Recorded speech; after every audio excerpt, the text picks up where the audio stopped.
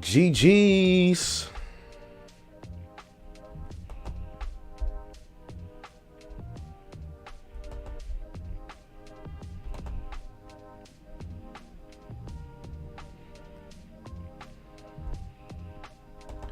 GG's, baby.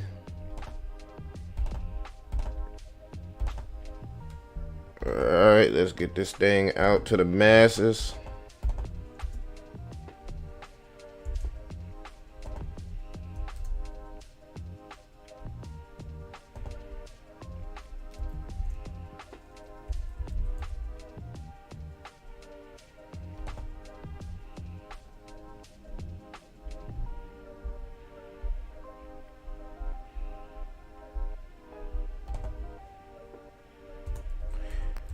What is it? Freaky Fridays? How y'all doing, man? Freaky Fridays.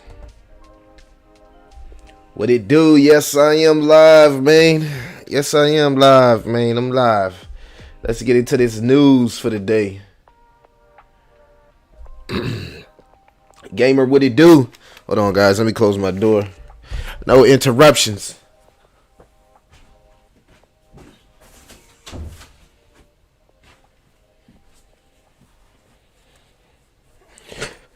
No interruptions, man. What y'all up to? What y'all looking at inside the market, man? We got a lot of stuff to talk about today. We definitely got a lot of stuff to talk about today. Hold on, let me share this live and make sure that we are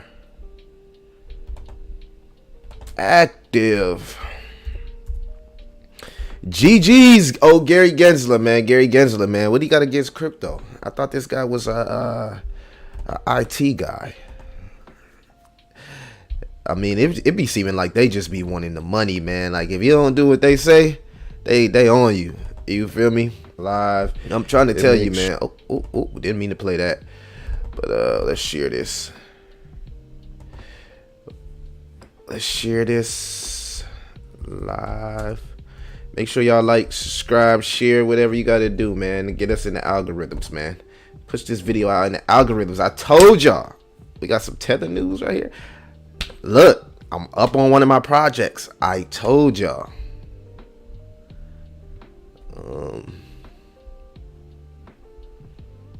Tether got something going on. Well, I guess we'll play that too and see what they got going on. Where is this at? 1 second, y'all. How y'all feeling today, though? How is y'all feeling today?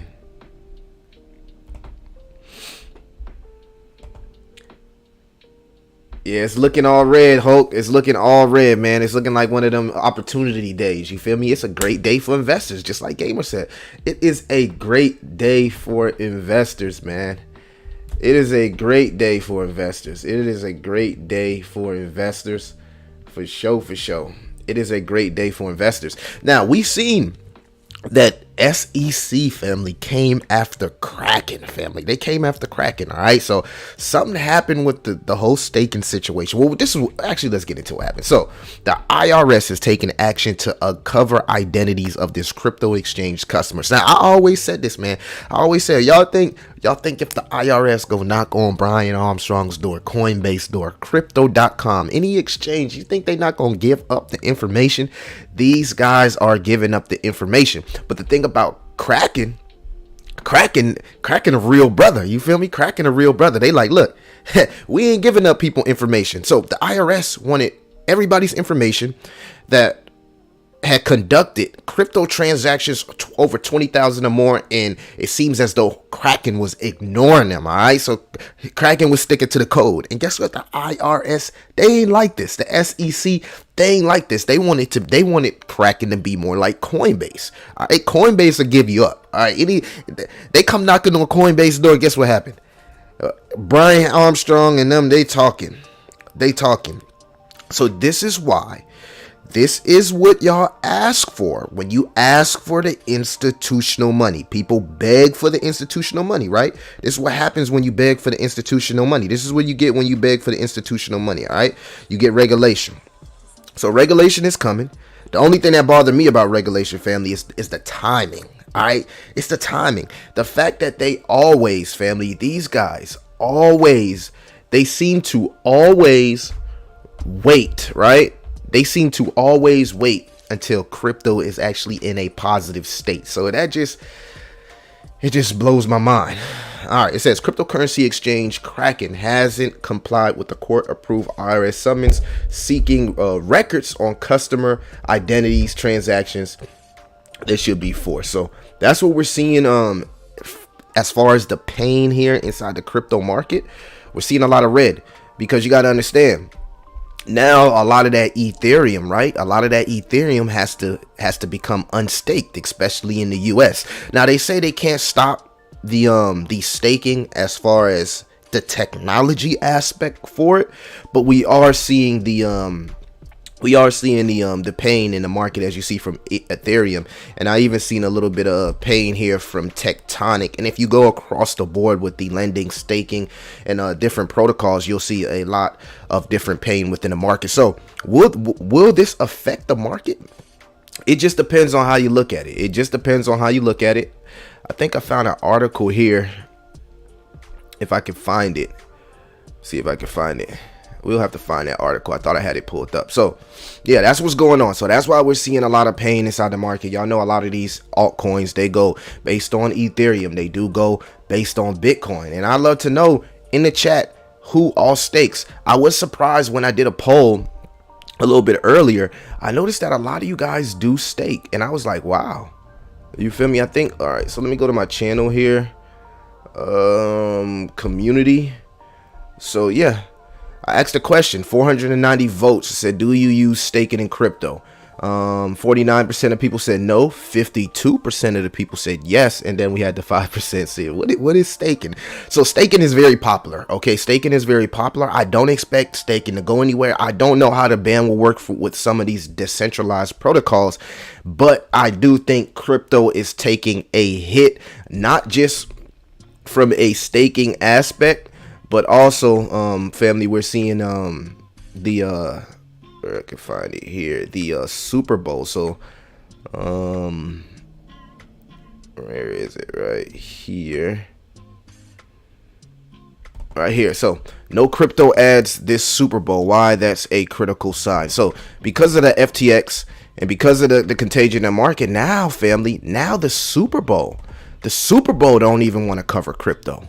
And this is crazy because we've seen a lot of sports teams cover crypto, from the Lakers, the LA Lakers, Crypto.com Arena. We've seen LeBron actually be a spokesperson for Crypto.com. We've seen Tom Brady and Steph Curry be spokespersons for FTX.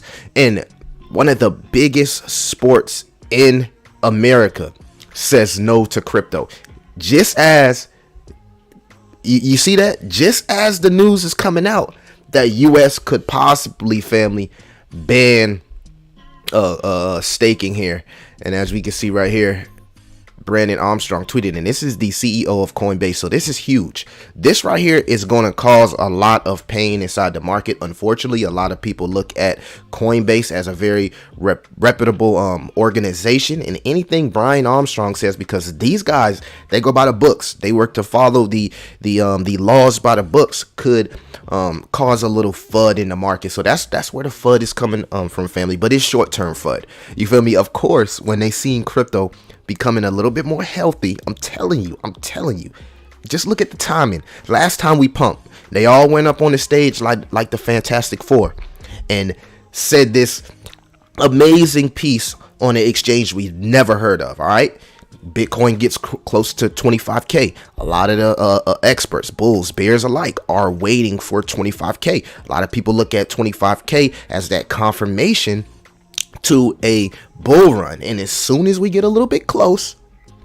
I'm telling you, I said it in a video earlier, Jay Powell was just too happy, comfortable. His demeanor has never been like that, family. Just go look at the last meeting. His demeanor has never been like that. And now we got this guy, right, coming out and speaking here on staking. Let's check it out. What does stake have to do with our securities laws? That's S-T-A-K-E, not S-T-E-A-K. Office hours with Gary Gensler.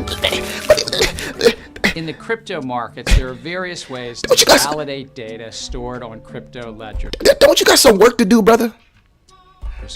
called blockchains. And one of these ways is called staking. Investors lock up their tokens in escrow and help validate the next block of data. Some stakers are then rewarded with new tokens. Staking, though, can be complicated and time-consuming and can take big upfront commitments of tokens. There's also the risk that you won't get new tokens even if you stake. Thus, crypto entrepreneurs started offering what's called staking as a service. No, not like the steakhouse. Basically, if you transfer your tokens to a... Not like the steakhouse? Come on, bro. That was cringe.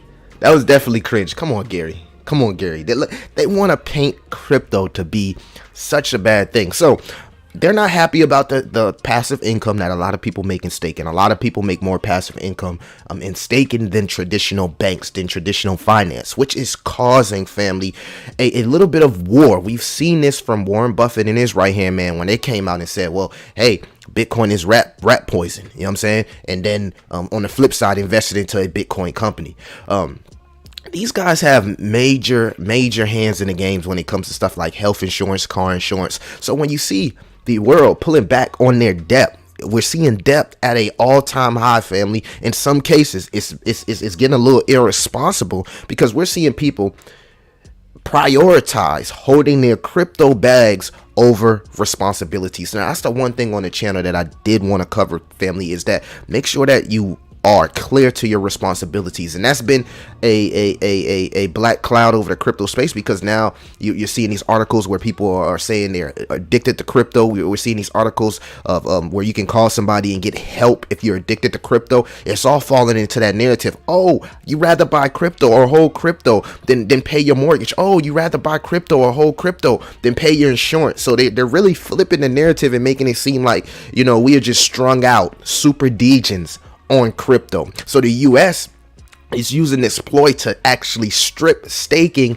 and strip that aspect of passive income. Now, I'm not going to play the whole video, but I just want to, you know what I'm saying, play this, show you guys the timing of Gary Gensler coming out and dropping this video in the midst of a crypto relief rally. I just thought that was crazy.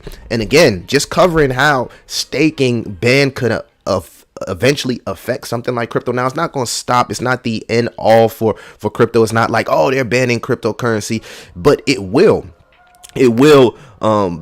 stagnate the technology growth in the US. I mean, I expect if this happens, the US to really fall behind in technology and expect some of the smartest people in the world, some of those experts, some of the smartest experts in the world to move to different countries that are crypto hubs, that are more crypto friendly. We're seeing some of the most successful United Americans, should I say, we've seen some of the most successful Americans move to Dubai.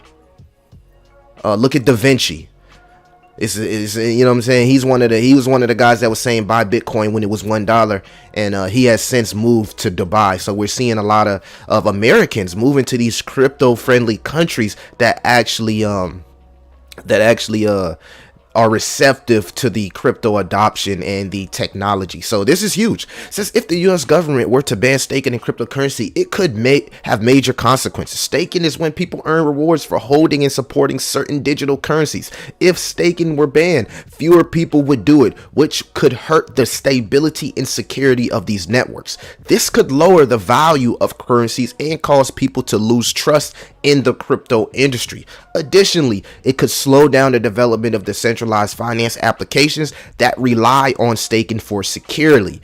So again, they're trying to stifle the adoption of crypto. We always talk about how it's only 4% of the world in crypto. Just imagine the market caps when this number increases to 8%. Just imagine the market caps when this number increases to 25% and then 50%. So you can't stop what's destined. I think blockchain technology, family, is destined, but we do have a lot of bad actors. We do got a lot of people that played people out of millions and billions of dollars, and yeah, that put a black cloud over the crypto space to where we're seeing now the Super Bowl, family, one of the biggest events in sports. They're saying no to crypto. All right, so we got to keep that in mind. All right, you want to be safe. In fact, throughout the later this live, I'll show y'all a couple small cap degen plays that I've been looking at. But in the midst of this staking, I did reconsolidate my degen portfolio. As y'all know, I have not been touching my blue chip portfolio. With my degen portfolio, I went in a little bit more cash just to wait till the storm passes. You feel me? I'm trading with that portfolio, so it doesn't make sense for me to actually take losses because it's not a holding portfolio. As we continue to move our liquidity, we can see possible gains and other opportunities. Hence the reason it's so important for you guys to join the Patreon. All right, I'm gonna also talk about a play that I called out in my Patreon a little bit earlier that's actually going parabolic. We actually called two. We actually closed those trades. We're up in one of those trades. We closed another one, which was Realm, and I did a video on Realm. So again, we're making moves even in the crypto winter, even in the bear market, and even in the midst of this Black Swan event. But it's funny because I was making a play yesterday. I didn't expect this as I was reading the charts. I'm like, okay, we're in a descending wedge. I'm seeing Bitcoin going to descending wedge. I'm expecting a move to the upside, and then we got the staking news, which caused a mini Black Swan event. So I'm saying that to say this: you always have to be expecting the worst in cryptocurrency. I know it sounds crazy, but you guys always have to be expecting the worst in cryptocurrency. So moving on along. All right, moving on along. Before we actually get to the next subject here, which is why the U.S. crypto cracking down on staking could be a huge gift and a blessing opportunity. We're going to cover that. But first, let's get into some of these comments here. Sorry, dear, I hit my mic. I've been seeing a lot of YouTubers do that lately. It's like we get so excited we hit our mics. All right, let me set that up right there.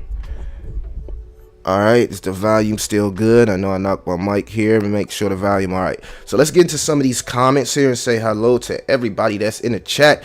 Gamer Dad, what it do? Hulk, man, it's red. Great day for investors. Yes, sir. You already know we take advantage of the red tokens. Why did they single out Kraken? Because Kraken wasn't complying. They've been, you know how the IRS is. They get to sending you letters and stuff. They don't play. They like, okay, you don't want to respond, we'll start calling you. We'll start sending a letter. Okay, now we at your door. You feel me? That's what they ain't at your door. They at your door. You feel me? So Kraken wasn't actually responding to the claims because they wanted the information. They wanted to know the whales. They want to know what people have been doing in the cryptocurrency. If people have been actually paying their taxes on cryptocurrency, and cryptocurrency taxes is that's a whole nother video. It can't get that info useless. They have a warrant for that info, so Kraken not budging. I feel you, gamer. Hulk says I stake. Yep, staking here too. Okay, we got a lot of stakers in the building. NFL covering their butts. Yeah, man, the NFL says no. The NFL, they like, man, Tom Brady got wrecked. They like, nah.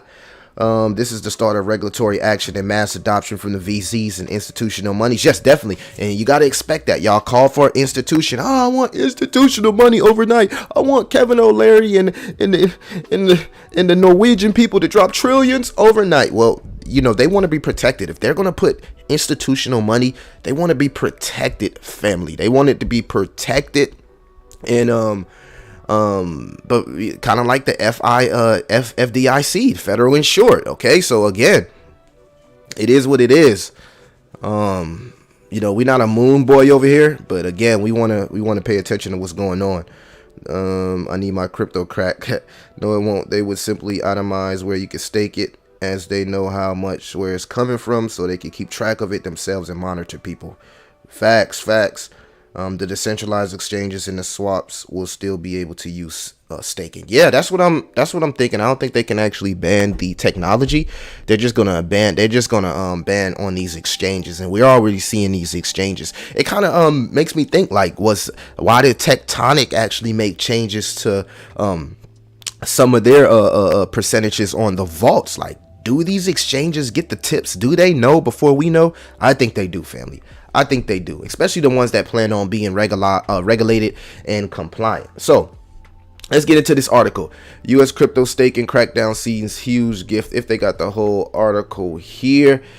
All right, so the U.S.-based exchange Kraken agreed Thursday to pay $30 million to settle SEC allegations that its crypto staking products broke the rules. The platform will discontinue the products in the U.S. as part of the agreement with the regulator. The SEC allegedly that Kraken staking service was an illegal sale of securities. So the SEC is saying all of them damn altcoins are securities. So you got to be prepared for this, okay? Because if they come down and drop the hammer and say, hey, well, Dogalon Mars is a security, or Tectonic is a security, or H-Bar is a security, be prepared for major moves and volatility within the market. It says decentralized financial DeFi apps let people trade, lend, and borrow without intermediaries, and often anonymously through the use of automated protocols. Many in DeFi community argue that the autonomous aspect pushes the apps outside the guidelines of regulators, since the individual benefits directly. So that sounds like hating to me. That sounds like hating any way for people to make money. I'm telling you, man. I'm telling you, it's not a coincidence that all of this bad information here is coming out, right? Now they're saying inflation is coming out.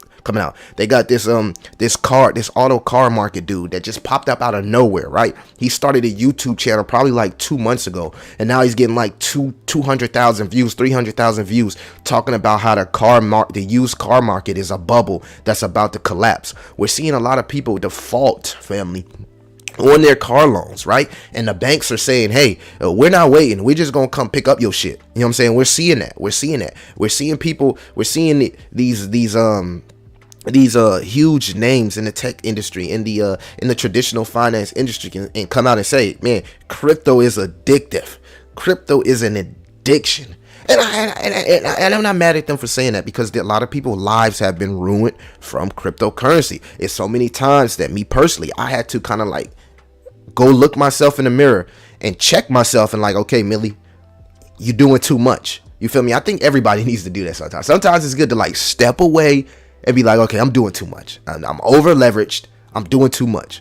And I had to do that at some point throughout this crypto winter. It has not always been peaches and cream in this crypto winter. So again, we're seeing people prioritize cryptocurrencies over everyday responsibilities, and that's bad, family. That's bad, and that is why you're seeing a lot of this negativity in these news, because it's not a coincidence that debt is at an all-time high. You know, you got the U.S. saying, well, we're going to raise the debt limit for people to push people into debt even more, and that's what they want you to do in these macro environment, these inflationary times. They want you to push you to debt, because guess what? When you're in debt, the fees from your debt just continues to increase. And if you don't pay your debts, then we're talking about, you know, you forever being in debt and really having bad credit, and nobody wants bad credit. So I would always say, first and foremost, handle your responsibilities first. Crypto is going to be here. You know what I'm saying? Crypto is not going nowhere. Handle your responsibilities. You know, take a chill pill, relax. You ain't going to miss nothing. There always will be opportunities. And that's something I've personally figured out, is that there are always going to be opportunities, fam. There are always going to be crypto opportunities. There are always going to be new narratives. The reason that we get so excited about, I'm going to miss it is because a lot of people are just so I don't know the word, but you know what I'm saying? So, what's the word I'm looking for? It's not an addiction, but it's kind of like when we get into these crypto communities, and it's just like, oh, I'm buying this token. It could be John Susan token. It's like, I'm gonna keep buying just John Susan token because I don't want to miss out. That fear of missing out, that FOMO, is a bad habit. FOMO is a bad habit, because now you find yourself having to make decisions from your everyday responsibilities and your cryptocurrency lifestyle, and you don't want to find yourself in that position. So you never invest what you're afraid to lose. And we're seeing so many people get locked into these communities. We're locked into one crypto, and it's like, oh, I can't miss out. Oh, I'm going to lose. And then you end up still missing out. You miss out on other narratives. You miss out on what's really going on in crypto space because you just believe like this crypto is going to make me rich, or this crypto is going to make me a millionaire. That's why I personally believe in diversity. I know a lot of people don't believe, oh, I'm gonna put all my eggs in one basket. That's on you. My journey, I believe in diversity. All right, so why it's a gift? It says, this is a huge gift to decentralized staking providers like Lido, Rocket Pool, and Stakewise. Henry Elder, head of decentralized finance at Wave Financial. Their competitive advantage is an innate resistance to regulatory action, something that mattered little in the absence of such action. So what I personally would do is I would be looking for entry points into these projects, right? Okay, so if US is going to ban, if these exchanges are going to stop staking, everybody's going to move to the decentralized aspect, and there will be an opportunity. So now we're seeing a narrative. Now we're seeing a narrative right now being built right in front of us, okay? The decentralized staking providers. So that doesn't mean you just ape in right now, family. You put it on your watch list. Okay, so I'm gonna watch these projects, and what I'm gonna do, right, is I'm gonna watch these projects, but also I'm going to find small cap and micro cap projects that fit the same narrative. And I don't want the ones that's just coming out. I want ones that's been here for a year, 2 years, because eventually, and we've seen it in the AI sector, we've seen it in the artificial intelligence sector, doesn't matter how long the crypto is around, once the narrative heats up, they all go parabolic in the bubble. So right now, and I'll do a little bit more information, I'll drop it on the Patreon, but right now we could potentially be seeing a narrative being born right before our eyes. Right? So when these other YouTubers get out here and shove one cryptocurrency down your throat, you feel me, and you miss out on every narrative, don't say Millie pointed you out to a potential narrative being born. All right, I know all the other videos on my channel don't get views like my blue chip projects, but again, we believe in diversifying. We believe in finding opportunities, and we don't fall in love with the projects. We fall in love with the narratives, family. So that's a good narrative, and you go check out the rest of the article yourself. But I felt like I had to point this out to everybody, family. And BitBoy also did a video here. And the American Crypto Ban, he also did a video here where he's talking about the ban here, and we're actually get into this and let him talk about it just a little bit. But before we actually get into the video here, I want to get into some of the comments. Let's check out some of these comments, family. And how y'all doing on Friday? Freaky Friday, fast for the Independent Day and Aggressive Yuppie Day. What you looking at, baby? All right, so it looks like I changed the video accidentally. All right, let's get into some comments here. Emmy Crow, what it do? Games, Impulsive Gomo. Appreciate that, gamer. Shiba, I bought some Alethea on crypto.com as a small bag. NFA, Moon River, Moonbee. Yeah, Luvium was actually pumping. And if you want to, if you're new to the channel and you want to actually join the crypto.com app and get a free 20, possibly get a free 25, I'll leave that link in the description after the video. Let's get into what BitBoy is over here talking about. 2022, you watched it the year before, all during 2021. Second half of 21 on until about the middle of last year, we talked a lot about what was coming with staking. Basically, the long and the short of it is they want to come after stablecoins and stablecoin regulation. I don't think this is going to end up resulting in an actual law that bans crypto staking. Here's why. The reason the SEC and the government don't want crypto overlapping with traditional finance, especially in this area, is because stablecoins and staking equals, as long as they're solvent, guaranteed returns, okay? The only guaranteed return that exists pretty much in the world is a government bond from the good old US of A. As long as the country still exists and as long as we are still taxing our citizens, you will get that promised return on your bond. If neither of those two things are true, then I tell you, we probably got bigger problems on our hands than getting your returns back from your bond. So, what if stable coins equal $1 at all times are offering higher returns and higher yields than those government bonds? Well, a stablecoin isn't going to fluctuate. It's not going to be volatile. So that means that essentially we're looking at guaranteed returns higher than government bonds. Now, of course, if you got to put it on a third party. And that is the problem, family. You see where the problem is coming from?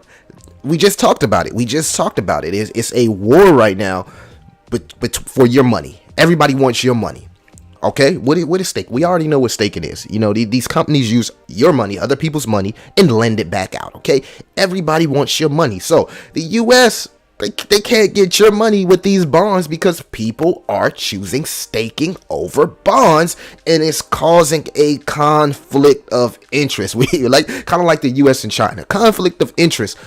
And at the end of the day, it all comes down to money, family. It's crazy, huh? Exchange like Celsius, we see what happens. You can lose all your money. There's no point in earning an appreciating asset that you don't actually have, not your keys. And that's the conversation of the Fed, of the SEC. They like, well, what happens when they lose your money? What happens if they don't give you your money back? You're not insured. What happens if these companies go bankrupt? If they capitulate, then you just asked out. So that's their argument. You know, it's like, look, you're insured over here.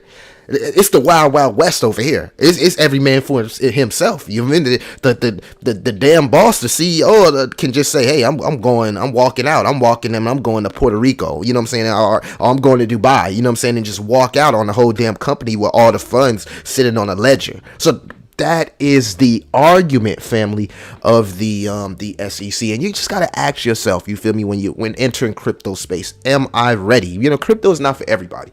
Crypto is not for a person that does not have any patience. If you're a person that's more instant gratification, then you're definitely going to be a Degen or a Jeet, right? But it's not for everybody. The biggest thing that I've picked up in the crypto industry is to have patience. So many times, you feel me, even with swing trading, you lose trades because like I said, I have a portfolio where I do only swing trading. You lose trades when you don't have patience. You'll be like, okay, I'm moving into this, you know what I'm saying? This is pumping. And it's like, soon as you move out of it, then the project you just left start pumping, and the project you jump in starts dumping. So you have to have patience in the crypto space. And unfortunately, in a world where everybody's attention span is a lot more shorter, you're seeing so many people get wrecked. This is why we're seeing the younger generation, the younger people in the younger gens, the Gen Zs, you feel me, the Degens using leverage, because everybody wants to get rich quick. You feel me? Everybody wants to get rich quick. Oh, I could just use leverage. Just think about the last crypto narrative pump, which is AI. You know what I'm saying? We seen people, you know, literally leaving out projects they've been in years trying to catch the pump with the narrative. So again, we got like mixed signals going here. The world is crazy. Nobody has patience. A lot of people have the attention span of a squirrel. So you're getting a lot of people are getting wrecked, right? And they're getting wrecked because of personal decisions and irresponsibility. It's not the influencer's fault. It's not crypto's fault. It's not the bank's fault. It's not Gary Gensler's fault. It's your fault if you get wrecked because you're not making good decisions, right? It all comes down to decision making with crypto. The best decision making, actually, family, to be honest with you, for instance, if let's say you only had $10,000 to your name, all right? You say, I only got $10,000 to my name. How would you enter the crypto space, Millie? You know what I'm saying? I probably would only spend $500 to $1,000 into the crypto space. You feel me? Something that I don't gotta wake up and think about it. I can just put little portions here and there and hold for the next 4 to 7 years. That's what a true investor does. They hold for 4 to 7 years. And so many people get in the crypto space and they want every crypto to be the next Shiba Inu. Even though Shiba Inu is a gateway crypto, it's also a gateway drug. It's kind of like that drug that gets you in and then introduced to every other drug, and now you just strung the fuck out and you don't even know where you're at, and you wake up one day and everything that you've built is absolutely gone, and then crypto ruined your life. Now you mad at BitBoy Crypto and So God's TV Millie because they said this crypto was gonna go parabolic. Nah, you feel me? You gotta weigh your risk out. All right, weigh your risk out. get into some of these comments. Shout out to y'all, man. Make sure y'all hit that like and subscribe when you hop in the chat. Go crazy in the chat. So I bank with JP Morgan and Chase, and every time I go in, I ask about when they are coming out with their blockchain and crypto assets. They say that they don't know, and I have never heard of it. Wow, that's crazy. But that is a good question to ask, Gamer. Shout out to Gamer for that question. So I explained that I was getting a settlement shortly, and that they asked that I want to buy a CD, and I told them I do crypto and make better returns and higher yields, and the bank teller eyes got as big as bowling balls. We are the little guys swimming in a shark tank. We just want to make some money. We have lived too many rug pulls. Terra and now Alliance Block hacked, awaiting new coins. Yeah, that's crazy, man. Especially Alliance Block. Like a lot of people had high hopes for Alliance Block. Same here. They know little front office bank. Safest Bitcoin on the ledger. Coin. I got no Bitcoin. I want some meme coins and AI. Yeah, Dr. Sheba, but you got to be a little bit careful with meme coins and AI coins. Okay, you just got to be careful. All right, so y'all can go check out the whole BitBoy video. I want to get into the rest of the show here. So moving on along, we've seen a lot of people in my comments on Hedera Hashgraph say Dell is not a big deal. Oh, Dell is not a big deal. Y'all, I don't. In the midst of all of this negativity, right? The Black Swan event. Okay, you got big tech companies joining a council that has other big tech companies, right? That also BlackRock invests into probably most of these companies on the council. So you can say they got a hand in. How can you say something like Dell Technologies, family? It's not huge for the crypto space. Not just huge for Hedera, family. And that's why I'm not even going to show y'all the price action of Hedera. It's huge for the crypto space, because what does this prove? Even in the midst of all of this bullshit that they're putting us through, right?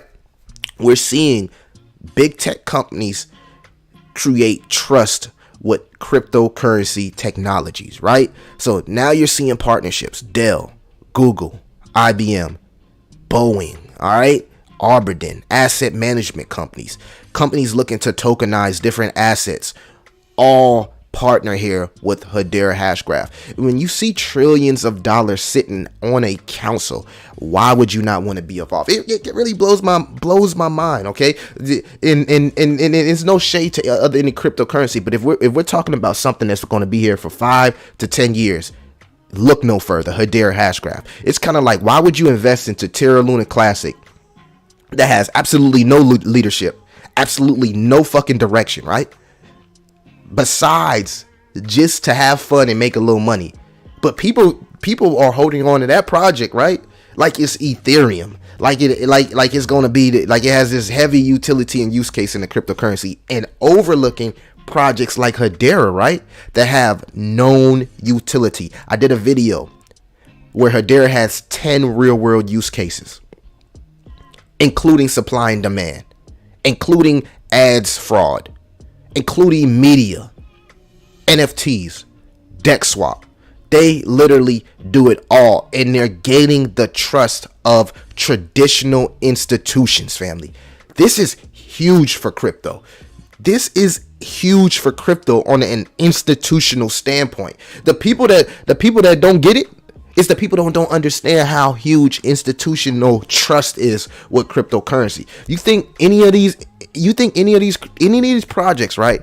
You think any of them would want, let me move away from my mic. I got a little too excited. But y'all think any of these projects here would want to buy or invest into Terra Luna Classic? So it just kills me, right? It just kills me the mindset, how people kind of like digest information, right? Okay, I'm not telling you not to buy Terra Luna Classic. I have a moon bag of Terra Luna Classic. What I'm telling you is to kind of like, what's the word I'm looking for? It's like, I'm telling you your priorities, your priorities in the crypto space on how you utilize and build your portfolio. A lot of people rather invest 50% in Terra Luna Classic and say, I'm gonna put 10% in Hedera. That's absolutely the wrong way of thinking. Okay, it's not a coincidence, right, that these projects, these $1 trillion companies, right, are sitting at the Hashgraph Technology Council, family. This is not a coincidence, all right? So you may not be a fan of CBDCs. You may not be a fan of the elites. You may not be a fan of the WEF. But as an investor and as an opportunist, you have to align yourself with the winners, family. And winners back winners. It's still early for Hedera. I think Hedera is going to get close to the Ethereum's market cap. I just think it is. You can't, you know what I'm saying? Or it's just a huge fucking VC rug pull from traditional finance companies trying to be a black hole to retail.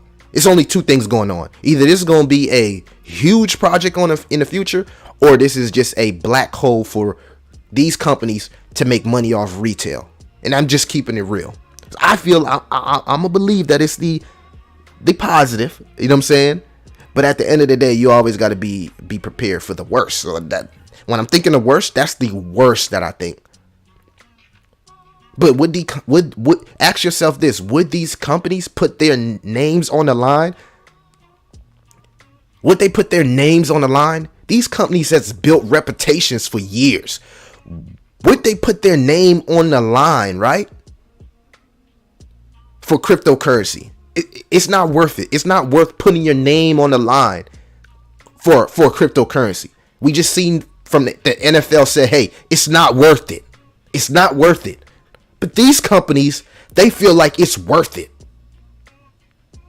I don't know, man. People got to get their mind right in the crypto space. And I blame some of the YouTuber influencers, man, because what they do is they shield these projects because that's the engagement that they get. And once you build a community and you can't get engagement from anywhere else, that's what happens. Me personally, I've built my channel on range. It started off with engagement, and then it became more about range, more about creating value for the community, opposed to just shilling a specific project for my own personal gains.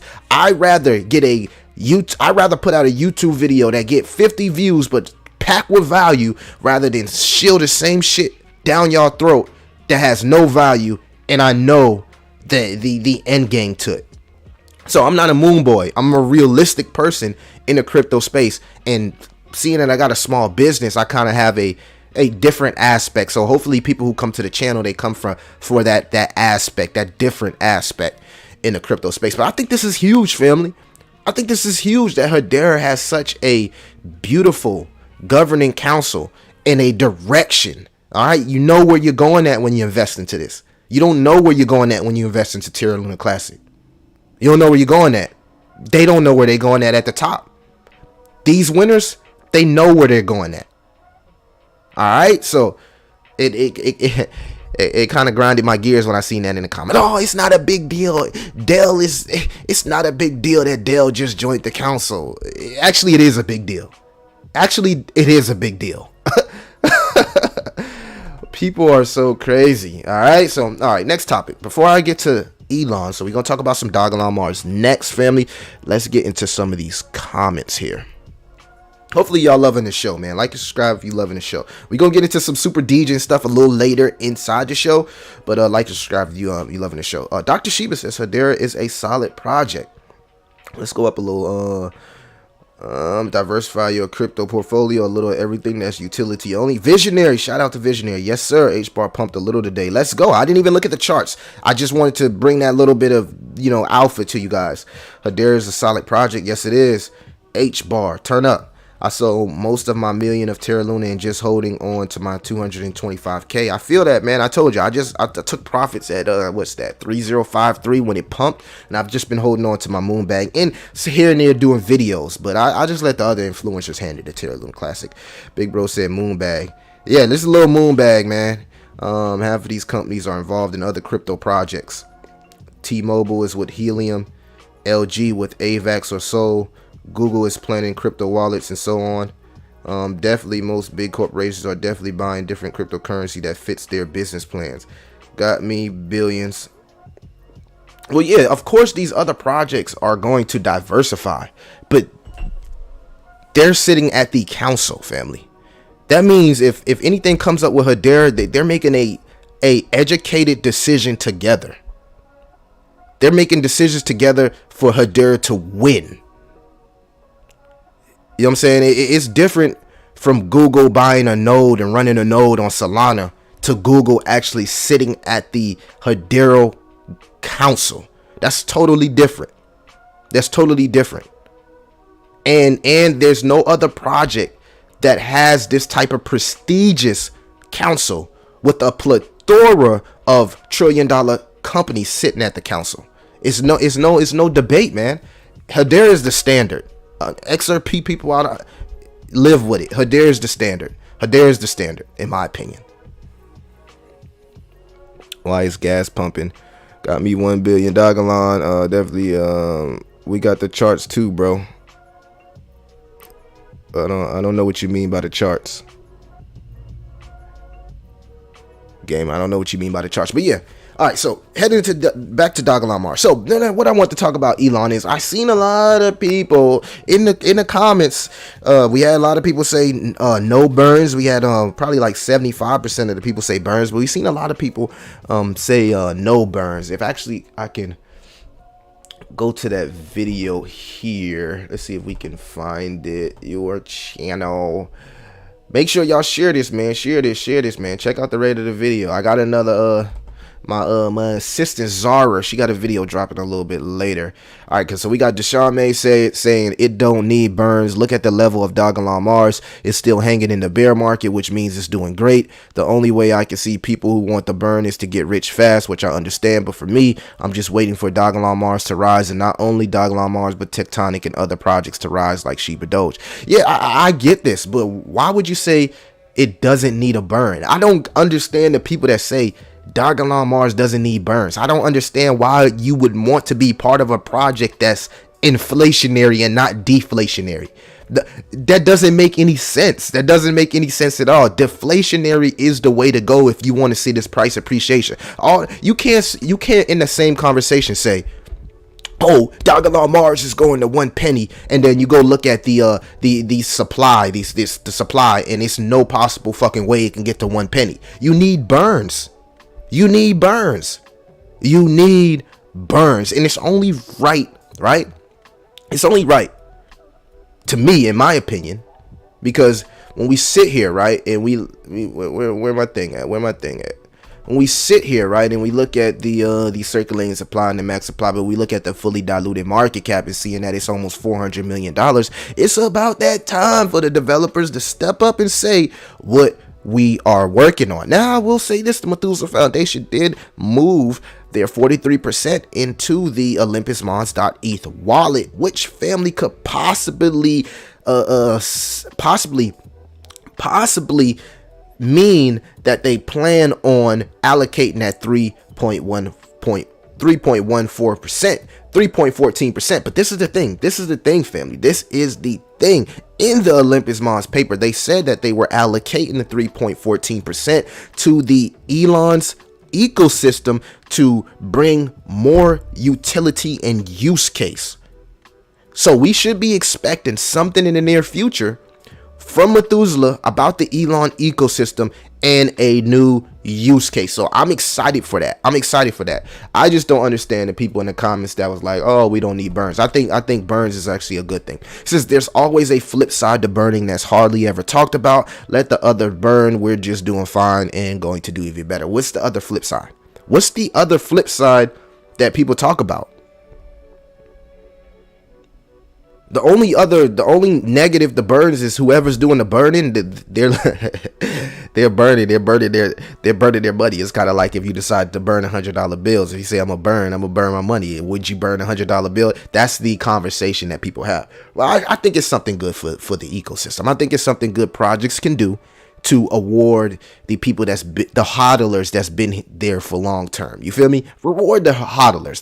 That's just how I look at it. You know what I'm saying? If I ever had a cryptocurrency project, and it's something I probably would never create because it just seems like it's too much pressure with that type of shout out to the developers, because man, I couldn't imagine having that type of pressure being a founder of a cryptocurrency project. I couldn't imagine. But most people, as you can see right here, for the most part, they wanted the burns. Just those two comments did stand out to me, man. And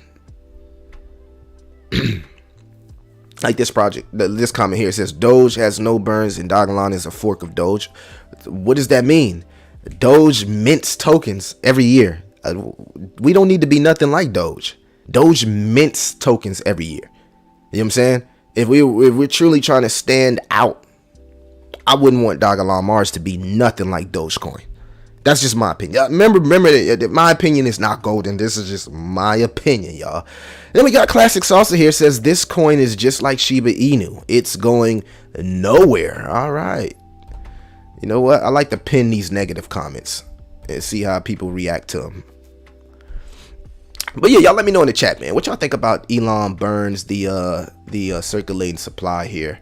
And what could potentially be Methuselah be working on with the use case in the ecosystem? Let me know in the comments, man. I want to know what y'all think Methuselah Foundation could potentially be working on here in the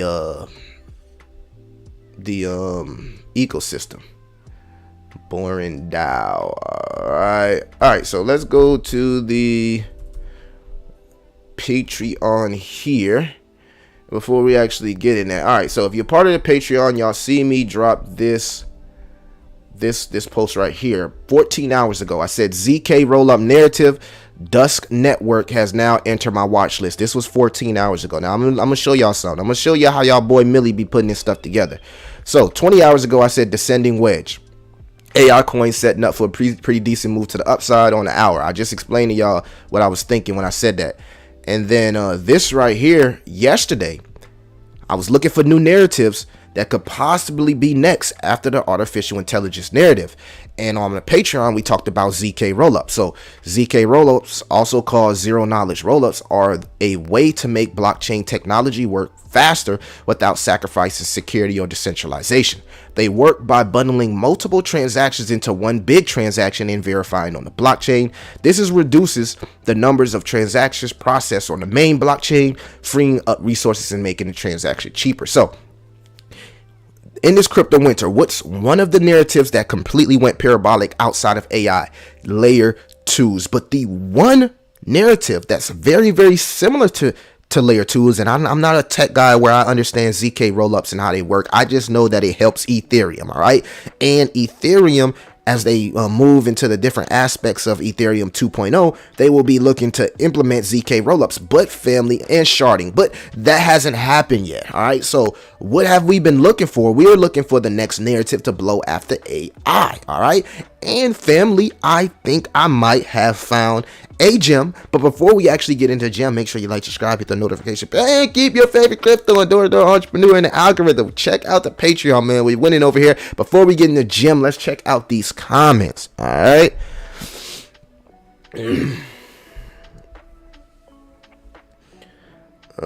Gas main coin is also doing some big moves. We're gonna have to check out that. Gamer, your people in your chat love you because they watch the charge just as much as you. We're here to help, learn, and teach. Thanks, Gamer. I appreciate that, man. Emmy Crow, Dogalon is not tonic. Burns are a must. Let's get it. That's what I'm talking about. Facts. People need to stop thinking short term, worrying about burns. The dog is gonna grow regardless. We are early. Just relax. That's what Visionary says. I can't agree with that, Visionary. I can't agree with that. I don't think that it's not about thinking short term. That's what you guys need to understand. It's about capitalizing on the opportunity. Just look what Vote Inu is doing, right? Vote Inu is not sitting around waiting, right? They're not sitting around waiting on nobody. They're not sitting around waiting on a bull run. They're not sitting around. The money that they're making with their project, they're reinvesting it into marketing and making it more, making it aware for more of the masses, making it more easier on the eye for the masses. So it's not about burns because you're trying to get rich short term. It's about getting people excited to want to join your community. We've seen it with Terra Luna Classic. Terra Luna Classic, if they never dropped that whole burn situation when it happened, nobody would have been talking about Terra Luna Classic. Nobody would have been excited to buy Terra Luna Classic. Look at how it's died down since they made so many different changes and implemented what's in different changes within the burns. It died down tremendously.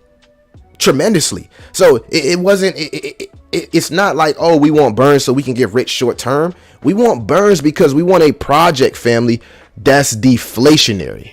That's what we want. We want a project that's deflationary, and the longer that I hold it, the more it will appreciate. And when you start adding utility, you start adding this, that, ecosystem, this, that, now we're talking about moving away from just being a meme coin and being a legit project that institutions will willing to invest into. We already got the partnership with the Methuselah Foundation, NASA. We got a lot of different things going for us that institutions are already may be interested in, family. But you know what I'm saying? In order to keep that hype going, especially inside of crypto winter, I feel like, you know what I'm saying, marketing is huge. You know what I'm saying? I feel like marketing is huge. Some people have different opinion. That's your opinion. I respect it. You know what I'm saying? I got nothing against it. I respect you guys' opinion. But that's just my opinion. Do you think Tectonic is done? No, I don't think Tectonic is done. Tectonic is just getting started. Not much exposure outside of Kronos right now. Yeah, that's the problem with Tectonic. It just needs more exposure, more marketing outside of Cronus. In the Cronus community, Crow fam, not too many people know about it, but we've been seeing for the last month. Just all you got to do is watch YouTubers, crypto YouTubers, and you'll see if a project is starting to get popular. I literally watched the AI narrative and certain projects start to get popular. It started off with small YouTubers talking about them, and then eventually you'll start to see the big YouTubers talking about it. We don't got that. We don't got that with Tectonic, and we don't got that with Dagalan Mars.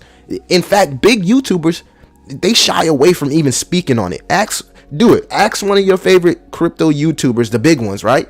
In the comments when they go live, do they hold Dagalan Mars? Not 90% of them either gonna ignore the comment or they're gonna have some bullshit to say. I'm just giving you guys facts. All right, so back to the narrative. ZK roll up. All right, so I put this information out a day ago on my Patreon, right? And we did a little shopping for gems, right? And then we came across a ZK roll up gem here, Dusk. So we seen Dusk. As you see, I've been sitting here trading Dusk. And when you see this arrow here, I bought Dusk right around that arrow. All right, right around where I put it out on my watch list. So usually I enter these projects first. I ain't gonna just talk about it without entering, right? And we seen a 89% push on Dusk here. It set pullback, but I'm holding Dusk for a little minute because this is a swing trade. We see the 80% push here on Dusk Network. So what is Dusk? We're going to talk about what Dusk is. All right, let's get into the website.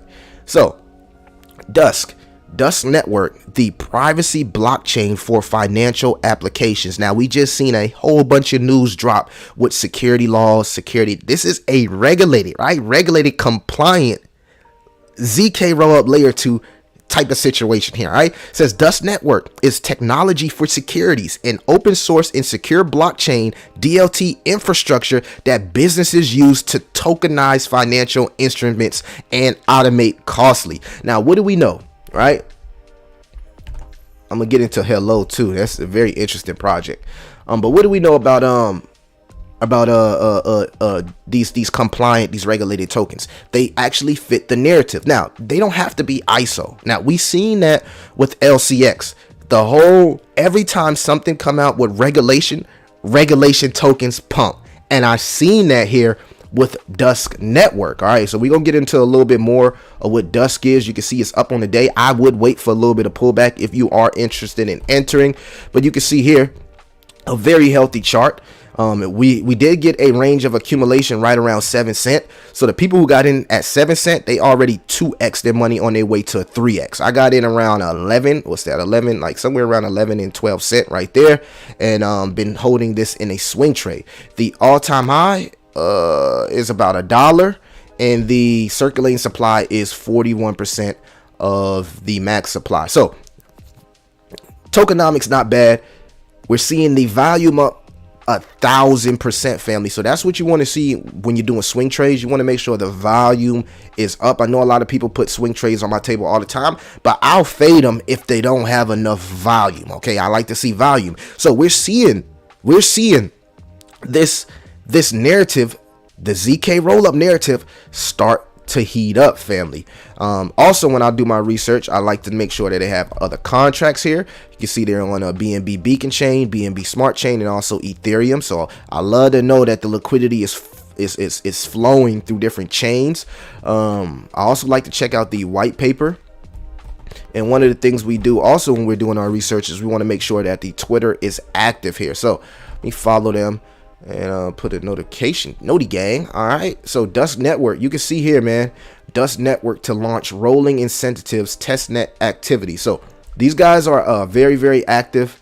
They just dropped a tweet 38 minutes ago. And it's just one of those ZK rollup projects that I believe is going to be huge in the next bull run. These are some of the things that Dusk is working on right here. How Dusk Zero Knowledge Solution is helping KYC and AML compliance. Don't say Millie ain't never dropped nothing for y'all, all right? So Dusk is trying to solve the solution of mass adoption. They're trying to solve the challenges of mass adoption. They're trying to come up with these solutions to KYC. A lot of people don't like KYC, right?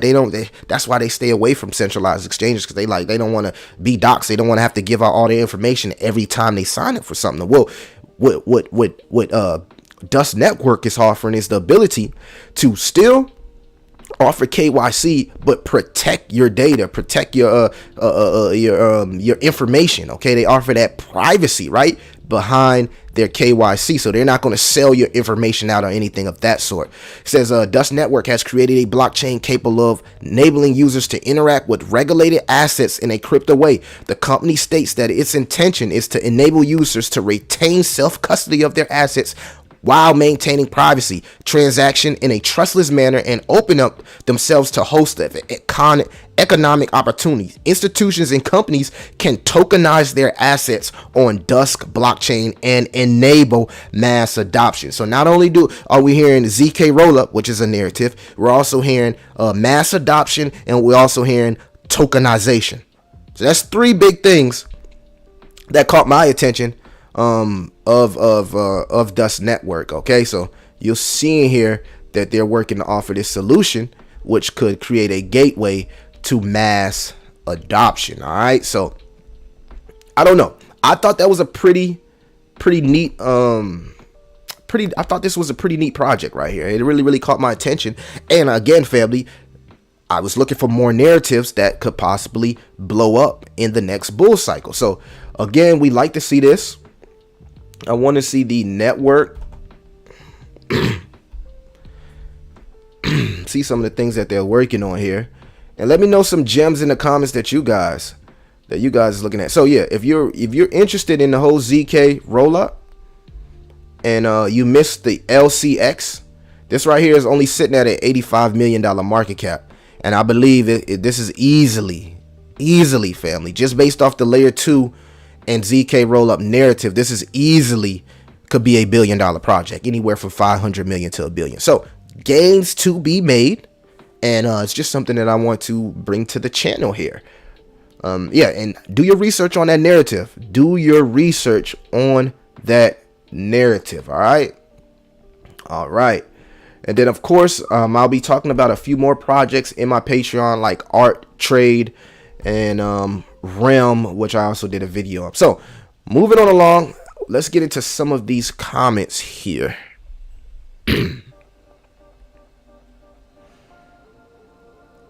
I hear you and see your point, but like you said, once utility hit, the burn's not gonna matter. I'm not saying I don't want it to burn, but making it the main thing. All right, do you think Tectonics is done? Where can we get Dusk? Okay, so Dusk is on Pancake Swap. You can swap your BNB for Dusk. Very simple. Very simple. It's on Pancake Swap. What I did personally, and I always give my personal, what I did is I loaded up a little bit of BNB on my Trust wallet. I swung over to Pancake Swap and swapped my BNB for Dusk Network. All right. And since I'm probably up like what 60-70%, I'm still holding, have not sold just yet. Looking for a 2x at least before I actually take profits. But we'll just have to see how everything works. I think a 2x would be like 26 cents for me. So I need to get to 26 cents before I actually look at any type of profit taking. And again, You know what I'm saying? When you're throwing like $1,000, $2,000, you know what I'm saying, a 2x is pretty good. You know what I'm saying? In a crypto winter, in a bear market, in the midst of a mini black swan event. And you know, you just keep your initial investment in there.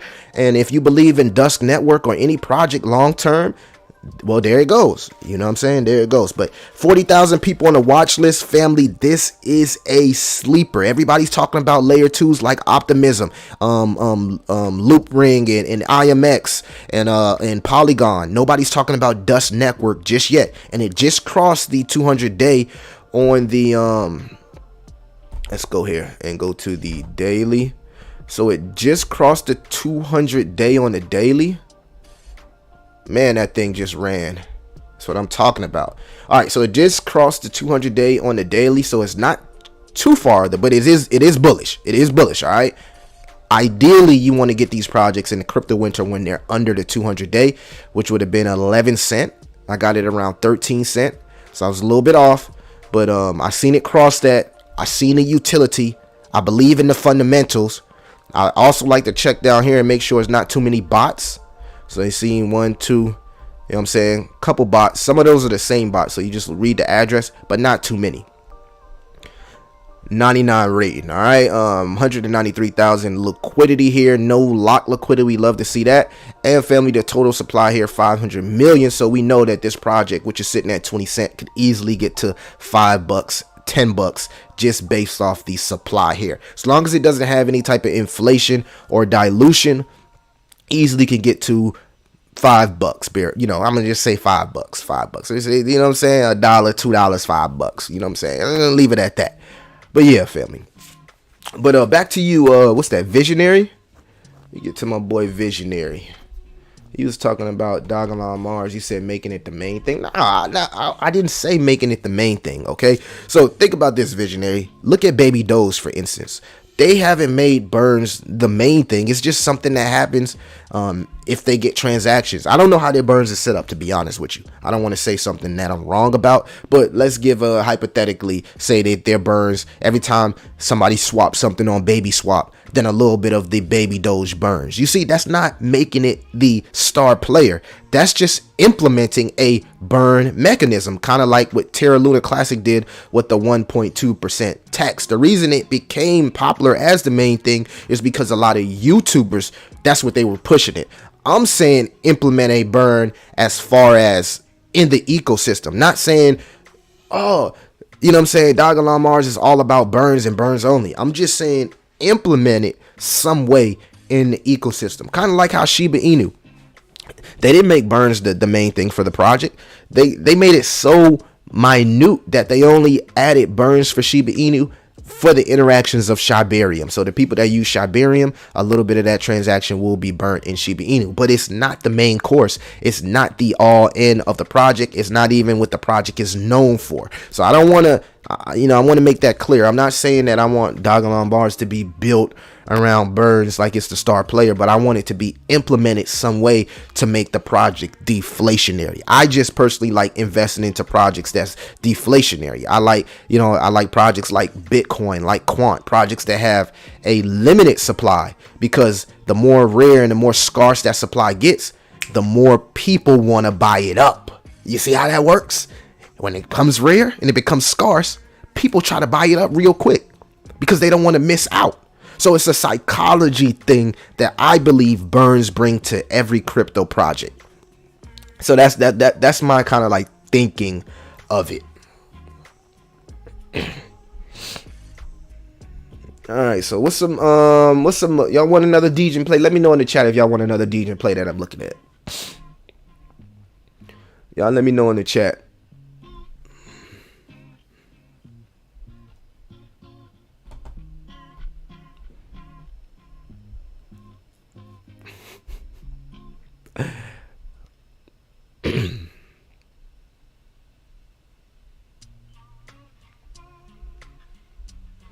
Y'all see, I'll be looking at all type of stuff.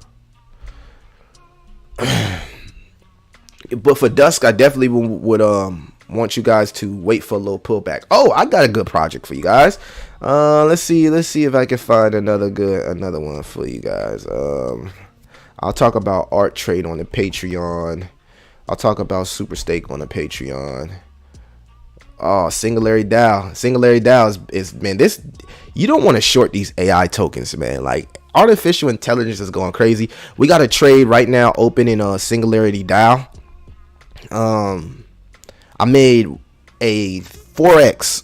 I made a 3.5x on Singularity DAO. It went from 29 cent when we bought in, right, to all the way up to $1.43. We did take a little profits on Singularity DAO, but I re-entered here, right? Let me show you how things work. I re-entered here at about 65 cent. I re-entered here and opened up another trade on the end of this descending wedge. So this is what I was talking about in my Patreon. This is the pattern here that I was looking at when I said AI coins are about to go on one last run before we see Bitcoin in that gun. So I pretty much noticed this descending wedge right here, and I took a flyer right here at around 64 cent. I took a flyer, and now we've entered that trade, and now we're sitting at 76 cents. So we're winning that trade.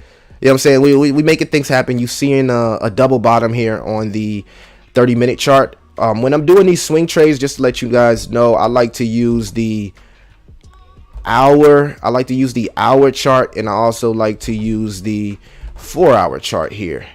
Of course, the daily chart as well, because I want to know how many days it's been pumping. But right now I'm looking at the 30-minute chart. We have a trade here open. I'm probably gonna close this trade here at $1.20. So I'm looking for it to reach $1.20 and get another 2x out of Singularity DAO. I've been really milking this cow. I've been milking this AI cow right here. I've been milking this AI cow. So your boy Millie is getting better and better at this trading stuff, man. You know what I'm saying? I don't know if I can do it full time yet, but I'm actually getting a lot more better at it as I understand crypto space. And I'm excited for myself, because just seeing me able to kind of like call these plays and make these moves. I couldn't do this 6 months ago. You know what I'm saying? I couldn't look at the charts and actually do this 6 months ago. So it's really, really, really exciting for me to be able to you know what I'm saying, do this live, you know what I'm saying, and have the confidence to do this live with you guys. So I appreciate everybody that's here, that's really, really, really been keeping me motivated, because believe it or not, man, like, YouTube can get frustrating, especially when you feel like you bring in good value or bringing, you know what I'm saying, good alpha, and you know what I'm saying, the view count is down, or you do a video that you feel like, oh, this is jam-packed, and it don't even do as much as a video where you just said something about a popular coin. So it can get frustrating at time. But this is what it's about, man. Being able to use what you've learned and apply it, family. And I'm using here what I've learned in the last 2 years, and now I'm starting to apply it in my everyday life with crypto, where now I'm sitting here on live, you know, trading with you guys, swing trading with you guys. So that, man, you know what I'm saying, time goes by fast, but this is very, very exciting. This is very, very exciting. So SDAO, we're up on that trade. It's something I want to actually, man, what's going on with Bitcoin right now? Because it seems like these crypto projects are starting to heat back up. This is what Bitcoin does, man. Bitcoin, this is what it does. Look at this is what it does. It scares people out with FUD and Black Swan events. So a lot of people dump thinking like, oh, we going back down to 19K. But the people who were paying attention to the charts, they understood, like, man, if Bitcoin can hold 21.7, maybe, just maybe, you know, we start to see more runs for the altcoins. Because when you see the Bitcoin dominance going down, a lot of that dominance is going into the altcoins, and you can start to kind of like play off the altcoin. So good thing I took that trade. That was a very, very brave trade to catch a fall in life like that. I mean, descending wedges are usually bullish patterns, but we had a mist of the Black Swan event going on, so I didn't necessarily know if it was the best trade, but I had a lot of conviction with artificial intelligence tokens, and I feel like Singularity.net and DAO, they're going to be huge. I personally chose to invest into the DAO. It has a lower market cap, and I like the tokenomics a little better about it. I feel like Singularity DAO is what we just look at it, like 75 cents. I feel like that can easily go to $20, 20, $30 in a bull cycle. Just look at the supply, and then you can understand where I'm coming from that. So that was huge. That was huge, and now we're seeing Bitcoin here start to make some moves to the upside after the sell-off. But I mean, this could easily dump. A lot of people, there's a lot of fake outs happen on the weekends. I want you guys to be aware. Now let's have a look here at coin. You can see coin is still sitting at $58. We want to keep an eye on Coinbase stock here. Usually bullish for Bitcoin over 70 bucks. We did get 2 wick candles, and usually when you get 2 green wick candles, it kind of signals a top here. So maybe we get Coinbase bouncing here off this 200-day moving average, and then moving back up to the upside. Hopefully that's what we get. Hopefully we get a higher low, and then we continue to move up for Coinbase. That's what I'm looking for. But we also want to look at the inverted Bitcoin chart here, which is the DXY. And you can see here, man, the DXY is running. The DXY is still running. I want to check the DXY out on a daily. Because we got rejected. We got rejected here. All right. So keep an eye out on the 786 with the DXY, which is about 104. If the DXY breaks the 786, which is 104, that could be extremely bearish for Bitcoin and crypto, but extremely bullish for the DXY and opportunists that's looking to get better entry points in their crypto projects. So maybe we get the double top here on the DXY. I don't know. We'll just have to see how everything plays out. A lot of people think that there will be a double top as inflation seems to be a little bit more sticky. And now we're getting a little bit of noise from the Fed that they could possibly go back up to a 0.5 rate hike, which would be, again, extremely bearish for the crypto space, because the crypto space is forward thinking. So they're probably pricing all this stuff in. That's probably why we're seeing these dips and this volatility, because now they're pricing in sticky inflation. As inflation starts to go back up, they're also starting to price in the Ethereum stake, and so a lot of that Ethereum is going to get back unlocked into circulation and could cause the Ethereum price to also drop. So a lot going on into the weekend. So please family, be safe with your trading. Definitely be safe with your trading. A lot of stuff going on in the weekend here. So yeah, we'll just have to keep an eye on the DXY. Again, I have this green bar here. What is this? They got even, I like how they set up the headlines here for the DXY. But I got this green bar here because if we do see a double top, I plan on having liquidity on the sidelines to buy. Now I'll be looking to see if this double top actually breaks this neckline here and it's higher. If it's higher, that's kind of, if it breaks this, that's kind of bearish, but I don't think it will. I think it probably hit the probably 108 at tops, probably hit 108 at tops, and then we'll see it crawl back down. That's if family, if the DXY isn't finished pumping. We could easily see it just bounce here off the 618 and continue to go down to the downside. So keep an eye on that. But for the most part, man, we're doing pretty good. We're doing pretty good. I will be doing a little bit more research on some of these projects that y'all see me keep pulling up here, and we'll be talking about them inside the Patreon. And let me know if y'all want me to do a video on some of these projects as well. Also in the comments in the chat, let me know what videos you guys want me to actually start covering, any other cryptocurrency projects that you've been looking at that you guys want to see me cover. But I'm going to open up the chat for a little while, man. Y'all let me know what's going on in crypto, man. What's some of the things that y'all been looking at and some of the narratives that maybe I missed out on that could possibly go parabolic in the next bull run? Let me know in the chat, man. We opening up the chat. It's getting a little hot in the kitchen. Let's get into some of these comments. Dr. Sheba says, any thoughts on Gods Unchained on crypto.com? I got a big bag. Dr. Sheba, hold on, I got you as a moderator. You said you changed your name. Who were you originally? You didn't tell me who you originally was. Visionary says Spirit. All right, so let's check out Gods Unchained first. Gods. All right, let's have a look at Gods Unchained. All right, he said he bought a big bag. All right, down 5% on the day, not too bad. Circulating supply 39% of 500 million. Love to see that. Love to see a max supply that's under a billion. That tells me that this project could potentially go crazy. It's gonna run. It's gonna run. Now this, I believe this is a gaming project that's based on one game. I think this is the card game project, right? It's the card game one. Yeah, this is the card game one.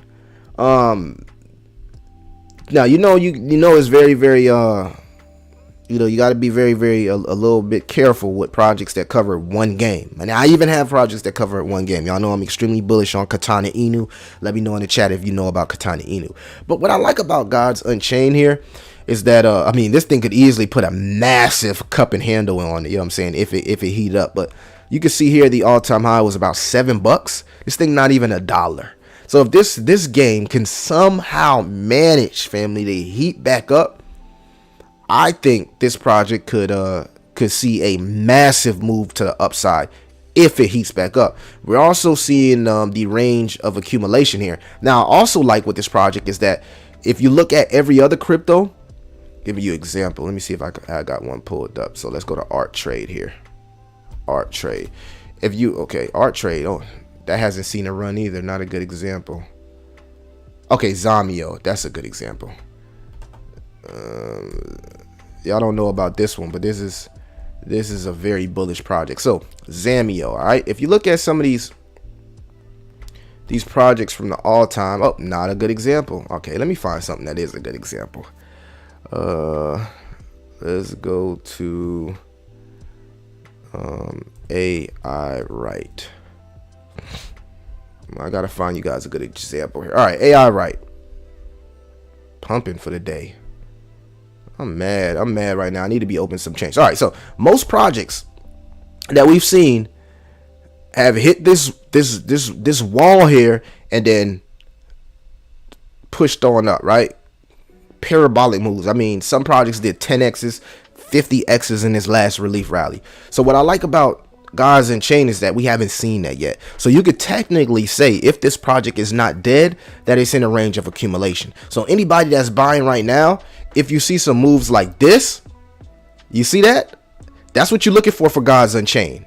You want to look for the next move to the upside. So if it hasn't had that move yet, you can say I can pretty much look at this chart and see that Gods Unchained is under the 200 moving average for the daily, and there's opportunity there. A lot of projects already have crossed their 200-day moving average, as you can see, parabolic moves. But we haven't seen that from Gods Unchained, which is crazy because we did see big moves from gaming projects. So I would be a little bit wary with Gods Unchained, to be completely honest, because Gala pumped, Nakamoto Games pumped, Katana Inu pumped, Illuvium pumped, but we haven't seen Gods Unchained pump with the other crypto gaming tokens. So that is a red flag for me, because crypto gaming tokens had that narrative when Gala literally set fire to crypto gaming tokens, but we have not seen a move from Gods Unchained. So I would keep my eye on that. That don't mean it might not happen, because it could possibly you know what I'm saying, I say this and then it just go parabolic. So keep your eye out for that on Gods Unchained.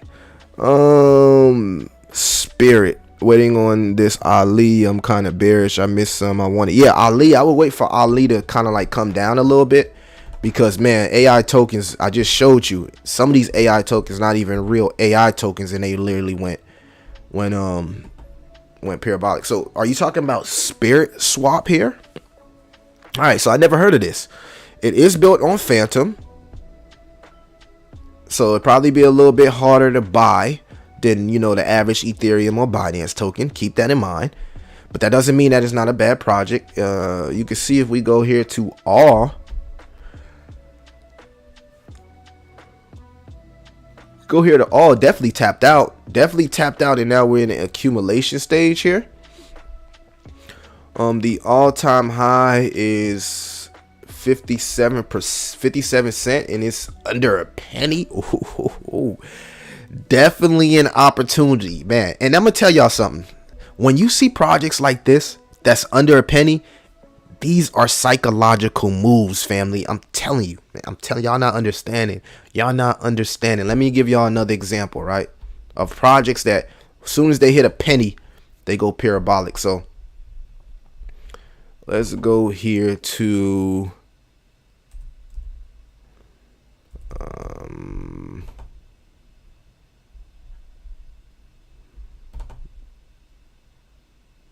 all right, so for instance, this is an example right here. Viot. So Viot went parabolic, right? But it started from that level, like 208, 205. Like, this is when you know projects can easily get to $2, $3, $5, and they get under a penny, family. This little range, 205, 20, you know what I'm saying?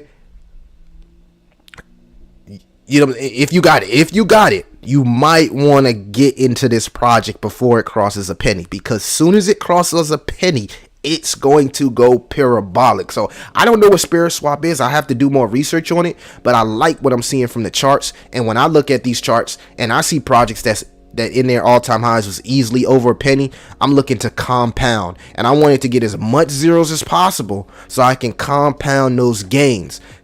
And this right here is definitely a buying opportunity. Now let's see what the project actually does, because I don't know too much about this project. I see that it's a swap. They don't even got the Twitter set up here.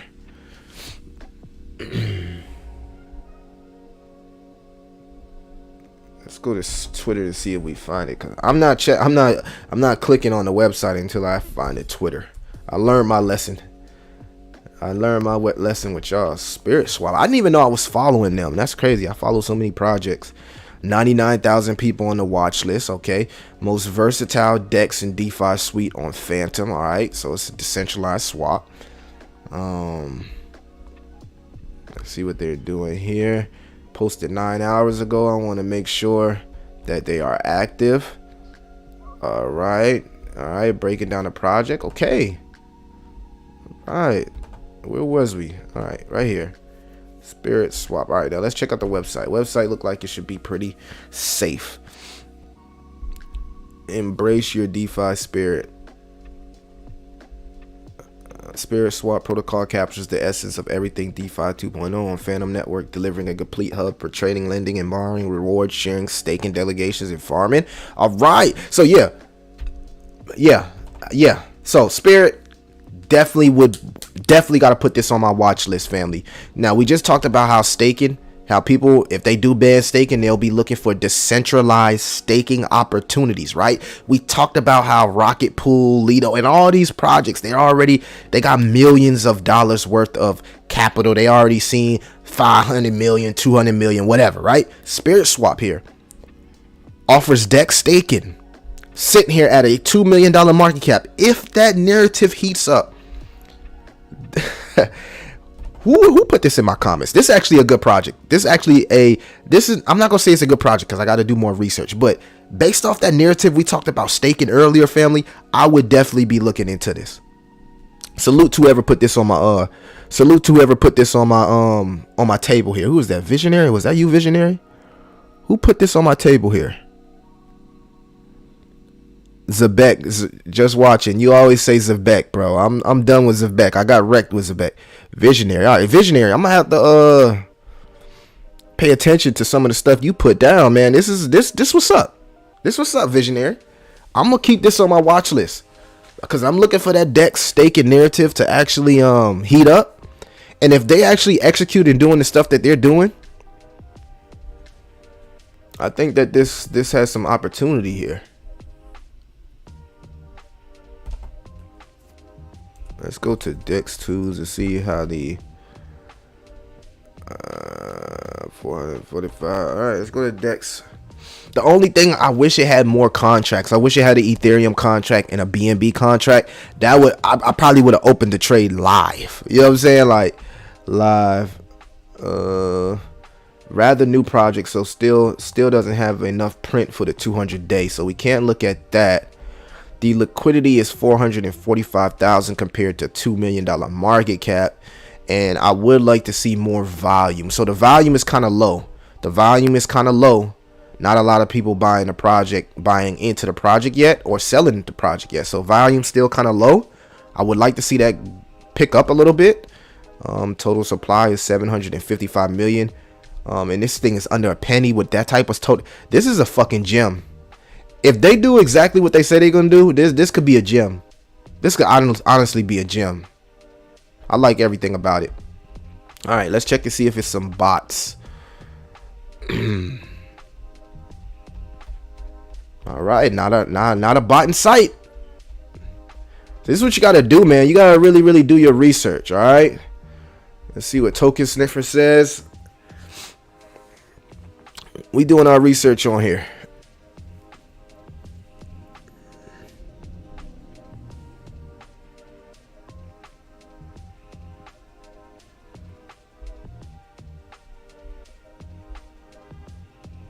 Deploy Fugi. Similar contracts. I would like to do a little bit more research to see if these guys created some projects before, because when you see these similar contracts, you want to see what the previous projects did, right? So we'll just have to wait for that to load up. I don't know why it's taking so long, but yeah, I have to do more research, man. I'll definitely have to do more research into Spirit Swap, but somebody just used 3 Phantom. Definitely an interesting project. Definitely an interesting project. All right, what else y'all looking at? Enough of that one. What else y'all looking at? Visionary says it will move. It's still early though for Spirit. Spell token too. Yeah, I had Spell. I had a little Spell back in the day. Definitely do more research. Yeah, Visionary, I'm definitely gonna do more research. Catch you next time. All right, Emmy. Appreciate you.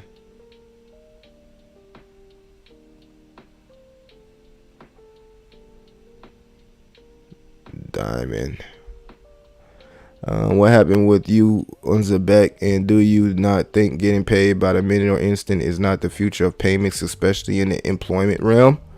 It's definitely a gem. I only invest in gems. Yeah, a Visionary. I'm gonna have to keep an eye out on some of the stuff that you actually are looking into. Nothing bad about Zebek, but I think they had something going on where they had to switch contracts. I was invested in Zebek with the old contract, okay? So it's not the utility. I always thought the utility was nice with Zebek, but I'm bullish on the founder, like the founder of Dev, young guy, very smart guy. But I'm bearish on Solana. I'm bearish on the FTX situation. I'm bearish on any project on Solana until it gains community trust. And that's just where I personally sit with Zebek protocol. I've sold my Zebek protocol in a loss, and I'm just looking.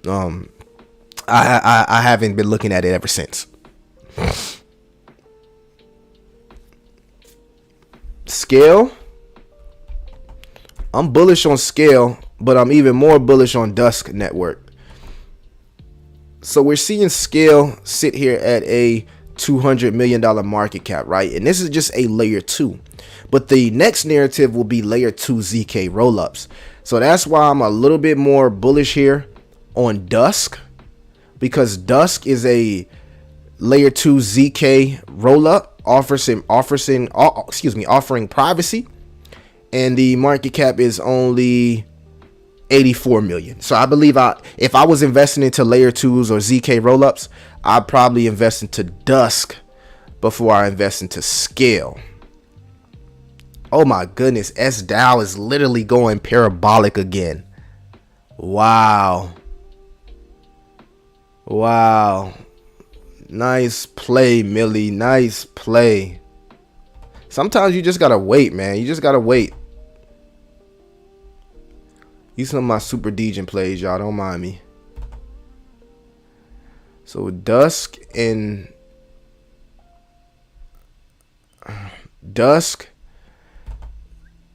right now I'm in trades with Singularity DAO and Dusk Network. And I also got a super Degen play right here that I'm in a trade with called Super Stake. This is high risk, y'all. This is a new project, but what caught my attention with it is the fact that the total supply here is only 1.48 million, and they're doing that whole staking narrative that we talked about. 42,000 total liquidity out of a market cap of about 635,000. So I took a flyer on it because the total supply here is only 1.4 million, which is less than Bitcoin. All right, and it's sitting at 42 cents. So as long as it continues to go in this uptrend pattern, as I'm seeing right here, we're right at that point to where it could break it. I'll probably look to add more, or it can go up. But yeah, this is a new super degen play. Very, very, very high risk, but I'm gonna take a flyer on it. We got into it around 20 something cent now, a little bit less, 28 cent, and we've been just looking to ride the wave up here.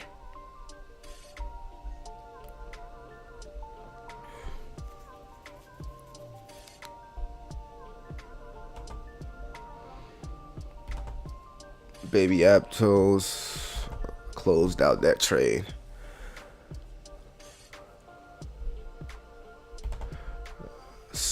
Oh, so all right. What else y'all got going? Ski is definitely a gem. Qtum is definitely a gem I hold. Qtum has the best BTC ETH together. What you think? Qtum? I don't know nothing about Qtum, but we'll check it out.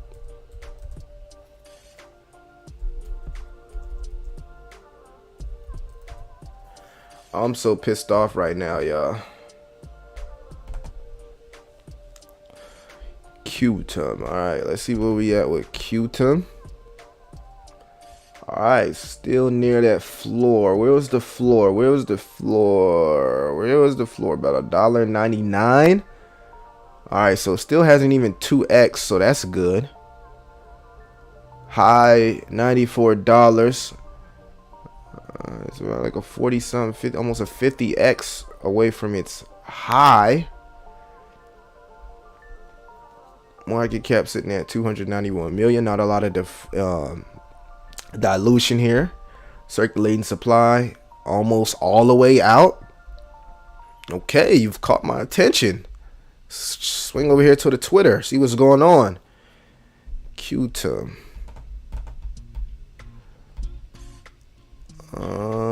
Qtum is stable, proven, green, and secure. What is Qtum? Is it like a blockchain or a layer 1 or something? What is it, chat? Let me know in the comments.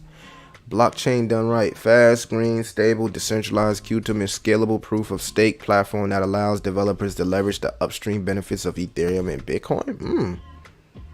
Interesting.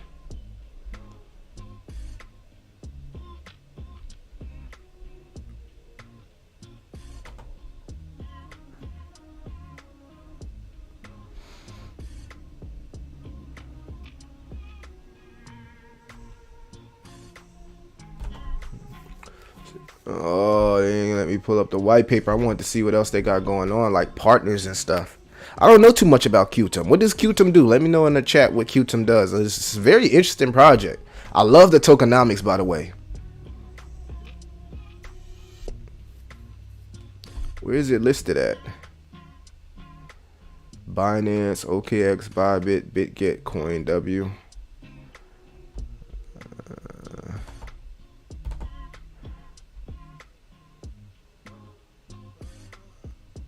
Qtum is a proof of stake smart contract open source blockchain platform and value transfer protocol. It aims to bring together the strengths of Bitcoin and Ethereum in one chain. Qtum is built on Bitcoin's UTXO transaction model with added functionality of smart contract execution. Recently, the platform added support for DeFi applications. As of March 2021, there are more than 20 tokens created on Qtum. So you can actually develop and on Qtum and say, all right, I'm gonna have to put this on the watch list, man. I'm gonna have to put this on the watch list. Y'all coming with some gems today. Y'all coming with some gems today, man. Y'all can't leave it up to me to come up with the gems. Y'all can't leave it up to me to come up with the gems. Y'all want another gem? Let me give y'all another gem that nobody's talking about, man. That I believe that could definitely if the narrative heats up, could definitely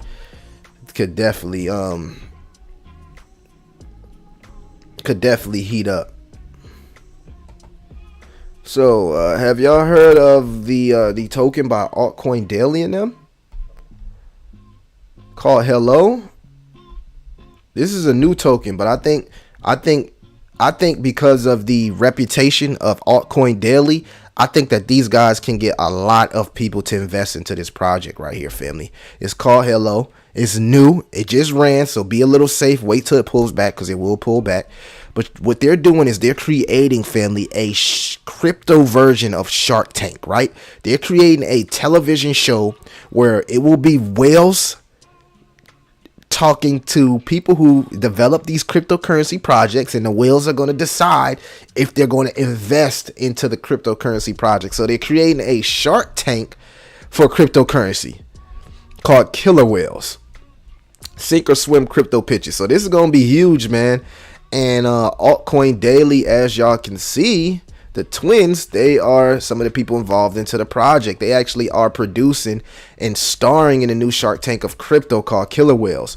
So I think that this project, just based off the, well, you can see here the circulating supply is about 1 billion. So this could easily get to $1, $2. We've seen Polygon hit $3, and the max supply was what, 10 billion tokens. So I always like to compare that when I see 1 billion or more tokens.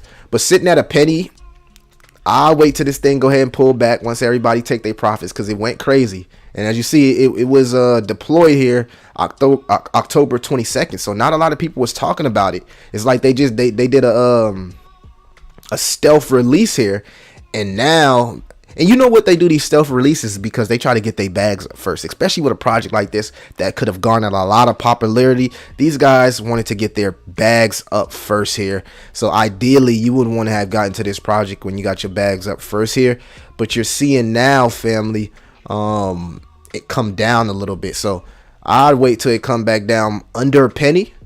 I'm looking for this to come, if it comes back down under a penny, because the fact that it has Altcoin Daily, the twins' names, connected to it, this thing might not come all the way down to under a penny. It might just get to 1 penny. It's a pretty strong project, and I think it's going to be a pretty popular project. Will it do well? We don't know. But you know, right now it's pure speculation as far as the TV show. So early investors will be the ones that either be rewarded or wrecked. So definitely keep that in mind, family. No way, Altcoin Daily. No way, Altcoin Daily. Fuck that. Hello and goodbye. Hello. Yeah, I definitely need to do my research. Wait, a 50% drop. Definitely. I don't. You know, that's me. I mean, this thing ran. It ran from 209 almost to 2 cent. That's like a 2x. So yeah, I would wait for it to drop. Killer Whales, wow, sounds bullish. I might have to get a moon bag of this. Reckless, I won't buy. Hey, look, every project ain't a winner. You feel me? Every project ain't a winner. But what I can do is actually point you guys in the direction of some narratives. Altcoin Daily, them guys is pretty legit, man. You know what I'm saying? They not moon boys. They pretty much see crypto space from all aspects, whether it be buying or selling, popularity, FOMO, or Black Swan events. They cover everything. So I think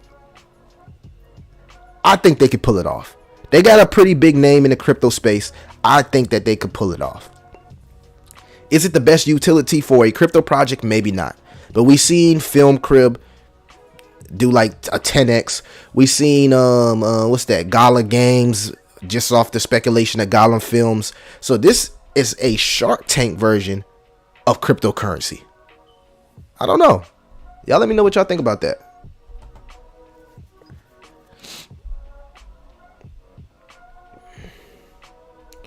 All right, we seeing some good games from Dusk. Yo, Singularity is a beast, bruh. Singularity is a beast, bro. Singularity is a beast.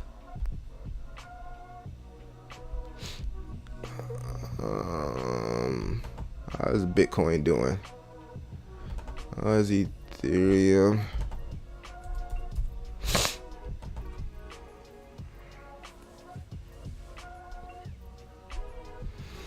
All right, what else y'all looking at?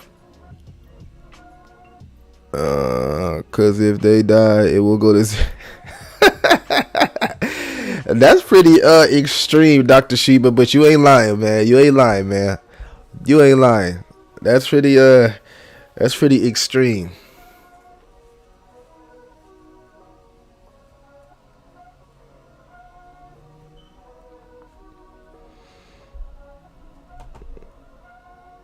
What y'all think about well, let's check out Drive here. I wasn't gonna bring this on the channel, but I figured I'd talk about it anyway. Let's go to all. Don't it look like it's dead? But a lot of people think that this project could, in the future, create some type of utility. So, what is Drive? Drive.io. A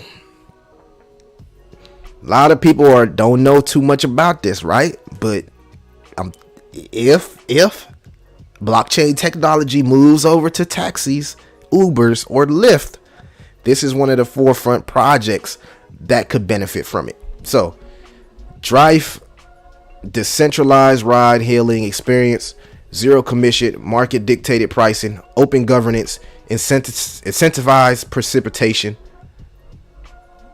The use of a blockchain enables trustless by leveraging programmable, automated, self-executing smart contracts.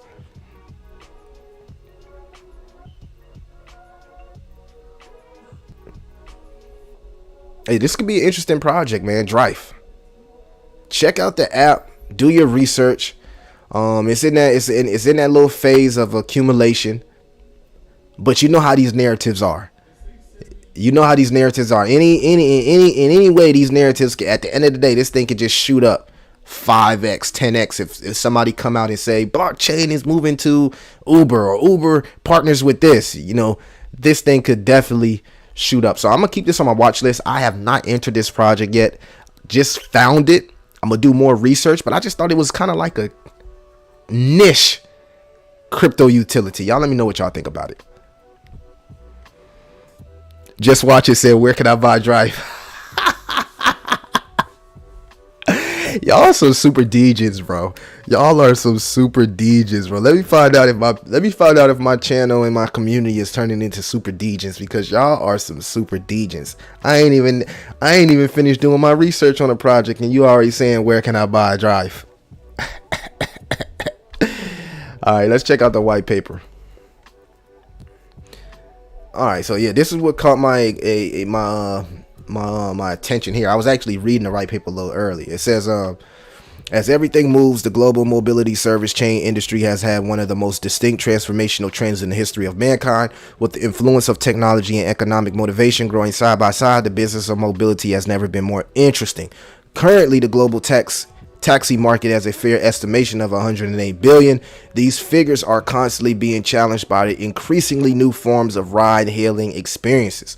Ride-hailing, as a multi-billion-dollar venture, has influenced many urban and suburban regions to a large degree, bringing new scopes to drivers' economic empowerment. Currently, the major regional coverage for the industry spans through USA, EU, Japan, China, India, and South Asia. So, out of this $108 billion, you got to ask yourself how much liquidity could actually pour into something like Drive. So actually, before I actually talk about boring, I want to bring up Drive here.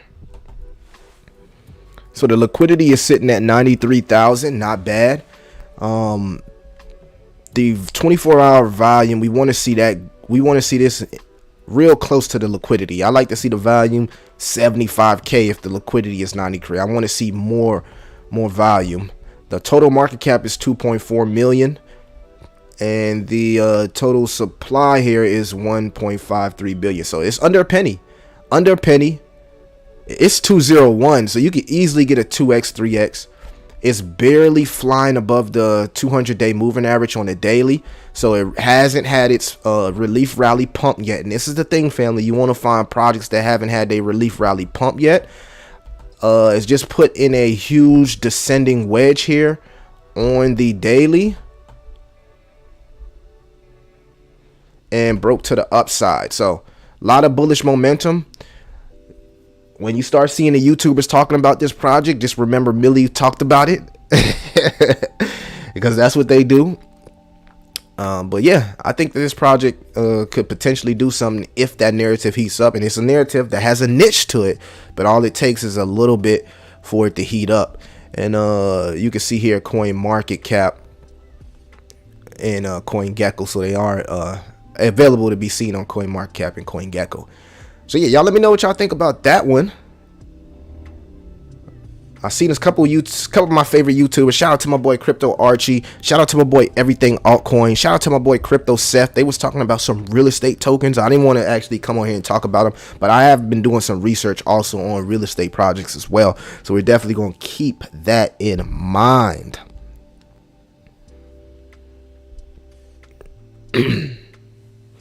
It's always going to be a new narrative, so I'm always going to have something to talk about. All right, so I'm going to do one more. I'm going to do one more niche crypto project for you guys, and then the rest of them I'm gonna put on my Patreon. Man, I can't give y'all all the sauce, man. You gotta go join the Patreon if you want the sauce. You gotta go join the Patreon. Shout out to the people that's showing love that is joining, but you gotta go join the Patreon if you want the sauce. All right, so let's go over here to, I think I already had the project pulled up. As hello. We did Spirit Swap. Drive.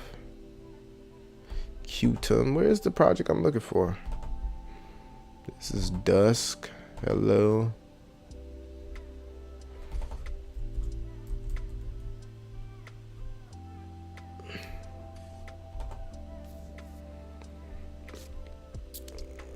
All right, art trade. All right, let's get into this one right here. Another niche crypto that I've been doing research on here. See if I can actually find what I'm looking for. God damn.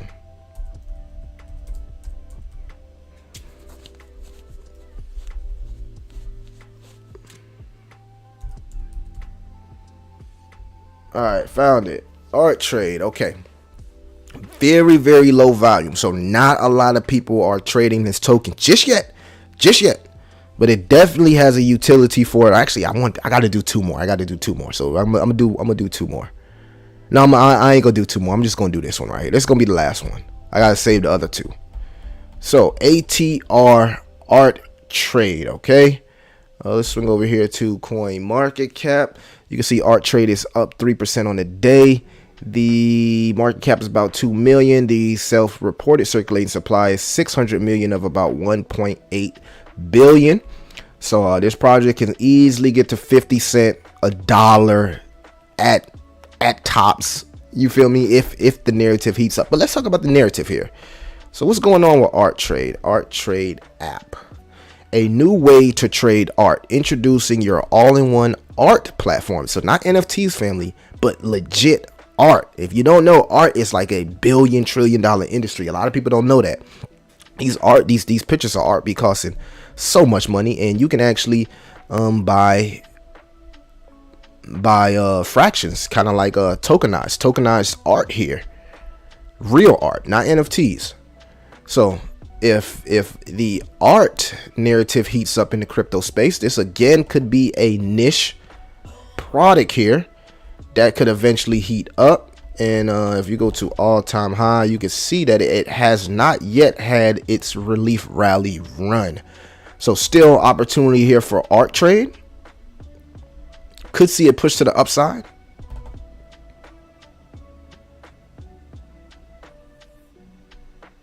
Check out the white paper. New way to trade art.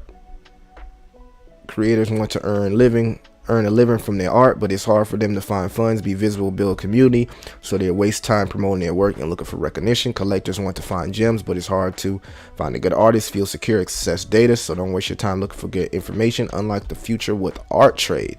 Art trade is an all-in-one platform which connects the art market. Artists have all levers to promote, sell, and develop their work while being paid fairly. So content ownership, that's what this is about. Web3 content ownership. When the art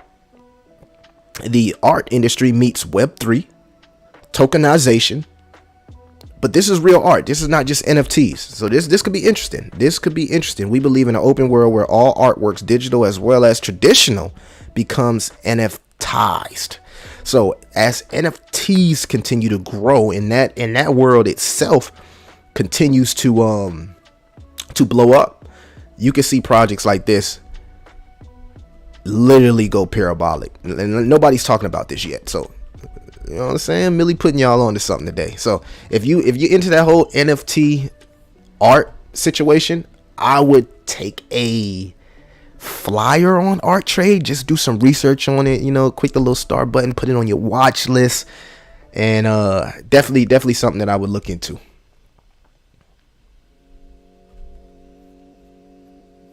It was one more I wanted to give you guys. One more. I got one more I want to give you guys, but I can't think of it off the top of my dome piece. Visionary says, Santa, pass the sauce. I got a lot of quant stamp. It's a mega. I would check up quant stamp. Taxi is a dying business. Yeah, taxi is a dying business, but Uber and Lyft, I don't think those are dying businesses.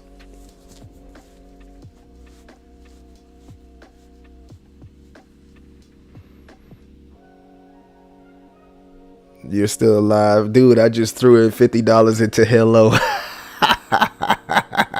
What's up with it, Fripto? Shout out to my boy Fripto, man. We got to get him on the show, man. Fripto, I'm afraid to bring you on the show because I don't know what you're gonna say, man. You so random. I gotta have a conversation with you before I bring you on the show, man, because I don't know what you're gonna say. I wouldn't touch all hopium. Dude, I just Samo crypto. I got a lot of quant stamp. It's mega.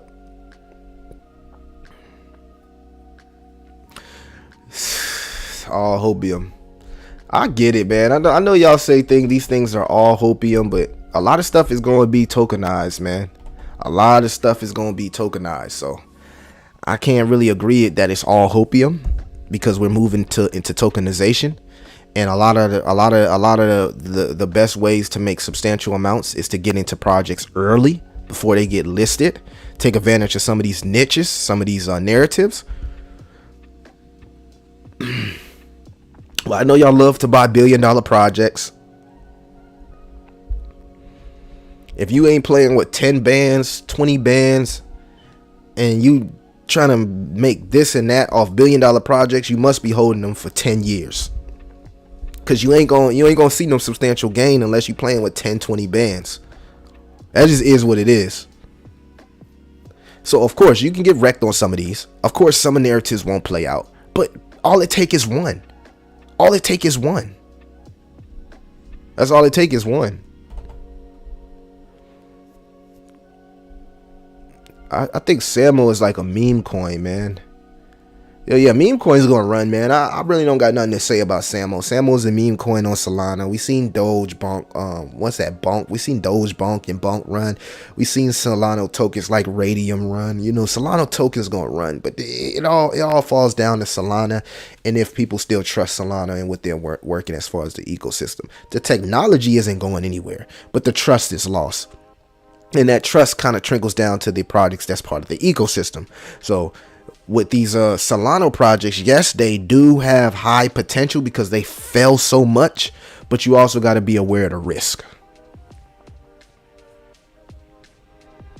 Terra Luna holder still waiting in FTX. Man, that's what I'm saying, man. Terra Luna Classic holders. I ain't even gonna speak on them. I think my wife took my wallet looking to tip. Man, you know what I'm saying? Hey, hit that hit that super chat button. You already know what time it is. Hit the super chat button.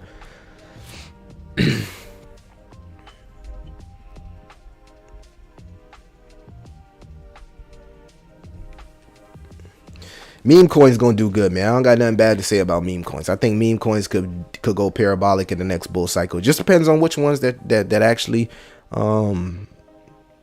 I think a lot of them will. Actually, I think a lot of meme coins, man. Like meme coin, it's super degening. will never stop in the crypto space. It's always going to be somebody that's buying meme coins. It's always going to be somebody that's selling meme coins. It's always going to be somebody that don't got time to be like, oh, this project has this utility, or this project has this narrative, or this project has this NIF. Nah, some people just want to be like, ooh, that's a cute picture. Ooh, that's a cute dog. Ooh, that's a cute cat. Ooh, that's my favorite anime character. I'm buying that. So there always will be a need and a want for meme coins. They're not going anywhere. And people who say that they're going anywhere, that they have no clue what they're talking about. You know how many people I know that trade Bitcoin and literally take their Bitcoin profits and ape them into meme coins and then double and triple whatever they made in Bitcoin?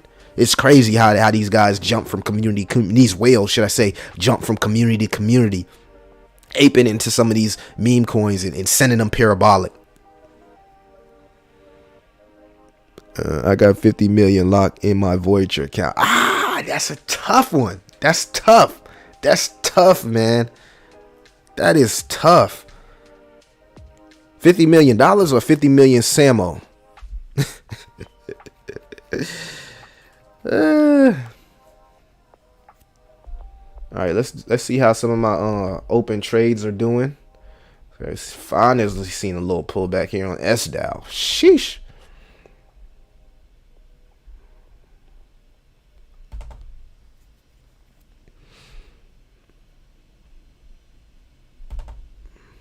Trios. This is another good one, y'all. Trios, do your research. I ain't gonna cover it. It's an AI project. Actually, I do want to cover an AI project for you guys. Speaking that, we were on NFTs, because we were on NFTs for a while, and I feel like this project is going to be huge for the NFT sector. It's called AI Right. It's an artificial intelligence project, as you can see right here. Now, what these guys plan on doing, because you got to be a little bit safe with AI projects. Not all of them are AI projects, and not all of them are executing. Some of them just put AI on the website. It's so easy these days to create these websites by AI. So this specific project is a AI-based NFT authenticity verifying service. So there's a little utility there, right? You know, they work with AI oracles to give off-chain information to make sure your NFT is authentic. So nobody can be like, I'm gonna just copy and paste your NFT that you put at your profile and use it as their profile. Kind of like what YouTube needs to do. YouTube needs to allow us to put our NFTs as our profile pictures. And if any of these scammers use our profile pictures, if it's verified, they can't use the same picture. And I think a project like AI Right could definitely fit that narrative, right? Authenticating NFTs. So again, if you want an AI project that has a utility that's using artificial intelligence for something that actually can be used in the crypto space, I would take a look at AI Right. And it's still under a penny. The circulating supply is like 1.9 billion. So we know this thing can get to $1. And the market cap is not that high there. Now, if you were looking for entry points, you can see here that it ran. People got a whiff of this, and it ran. So just look for a little bit of pullback. But great artificial intelligence utility, and not a lot of people are talking about it. A lot of people know about this project, but not a lot of influencers are talking about it yet. They're more focusing on other artificial intelligence projects. But I believe that this one actually has a true utility use case that can be used in the crypto space as far as NFTs. Shout out to Fripto for the $20. That's what I'm talking about, man. Appreciate you, man. Appreciate you, man. Appreciate it. He said goals, goals, goals. Yes, you got to have goals. You got to have goals, man. You got to be goal oriented. You feel me? Goal oriented. Shout out to Fripto for the $20 dono. Definitely got all my big bags of crypto on my ledger cold wallet. You got to have a ledger, man. Found my wallet. Thank you, man. He said thank you for hello. Man, I told y'all, man. Hey, you don't gotta thank me. Just join the Patreon, man. This is you can get a lot more better entry points if you just join the Patreon. All right, so back to AI Right. AI Right, great utility use case here for NFTs and cryptocurrency. Right.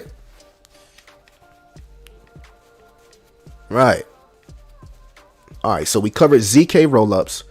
We cover artificial intelligence. We cover layer twos, and I want y'all guys to be very, very, very, very, very, very, very, very, very. I want to be very, very clear, very, very clear. All right, what you see right now in AI, you probably won't see in a year or two. So some of these projects are here today, they probably won't be here in the long run. So you got to do extensive research to make sure they are really artificial intelligence projects and they award crypto with a true AI utility and use case. All right, kind of like Alethea AI, what they're doing with the character GPT. Now I think that this is awesome. This is one of the projects that I feel like can compete with Singularity.net. I know Singularity.net has the Sophia robot, which is, man, that's amazing robot. Like that robot is so amazing it was able to get citizenship in a country. Just think about that. A robot so smart that it was able to get citizenship. That right there is amazing.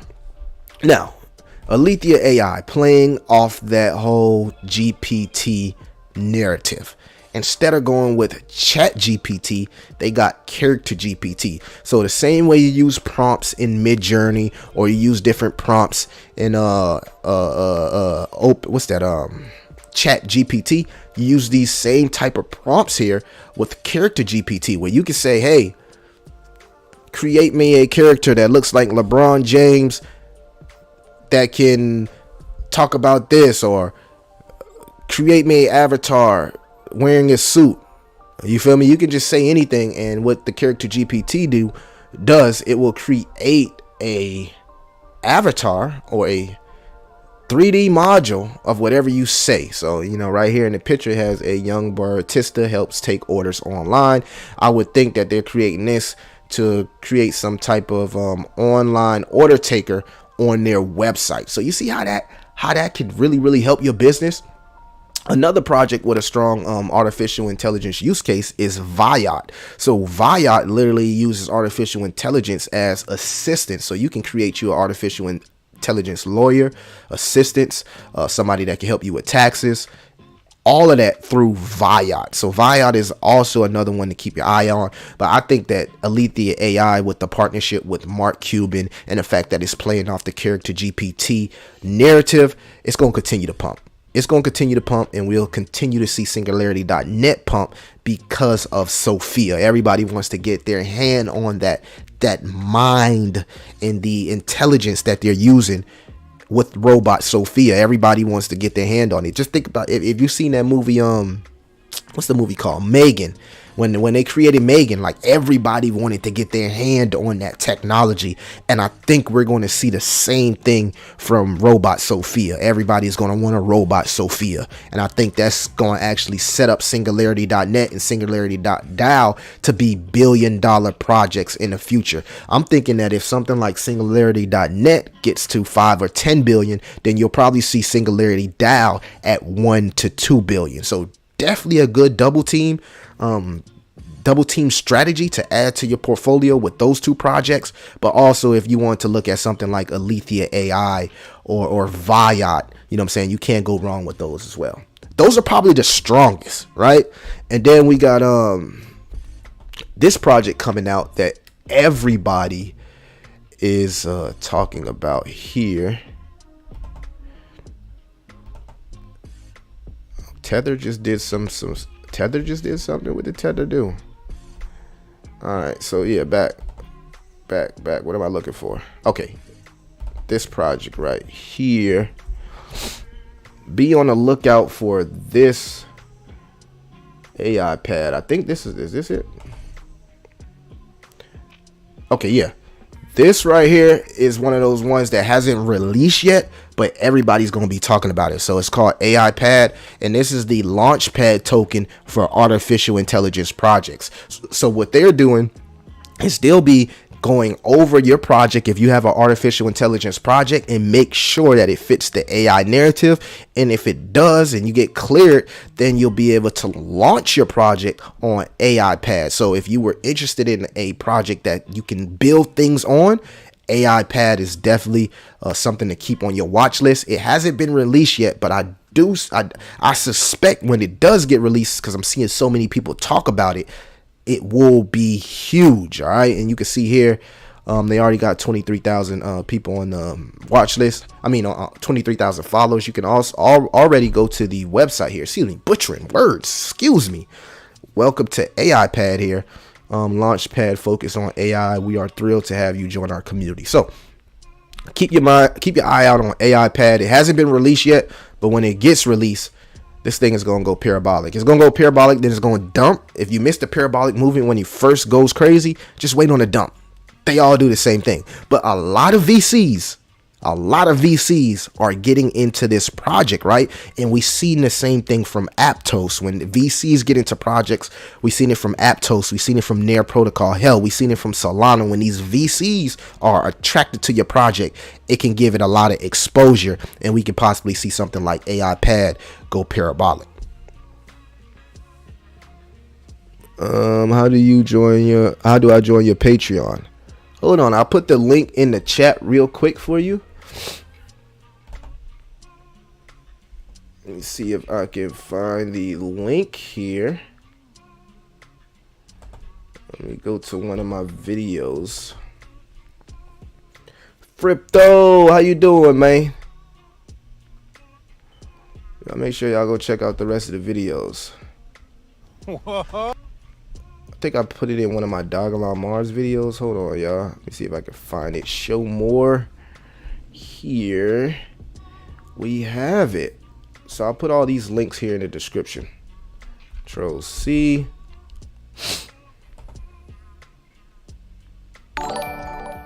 Appreciate that subscribe. Whoever sent that subscribe.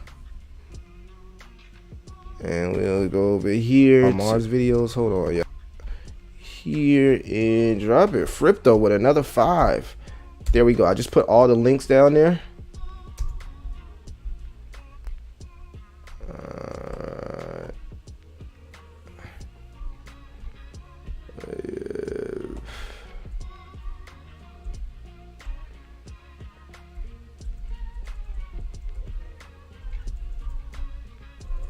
Alrighty.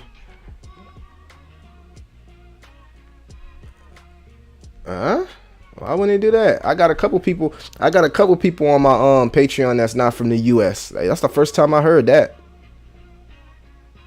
Appreciate the 5, Fripto. Alright, so what are we looking at now? We was talking about AI, we was talking about Alethea AI, we was talking about Character GPT. Alright, any other narratives that we missed, family? Any other narratives that we missed? If you are new to the channel, let me know if we missed any narratives. Comment. Don't be shy to comment.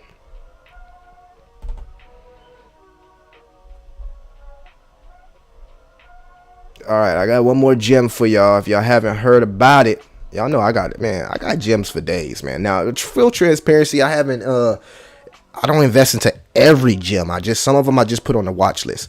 But this project right here is called ZAM token. All right. Ooh, Bitcoin just took a dumpity dump. So many people got trapped just now with longs. Oh my God, that is crazy. So another one of those projects that's at that psychological level of being under a penny is Zamio. Okay, now a lot of people talking about Zamio here. Again, you can see it hasn't went on its relief rally run yet. Don't know if it will, but if it does, I expect it to be pretty parabolic.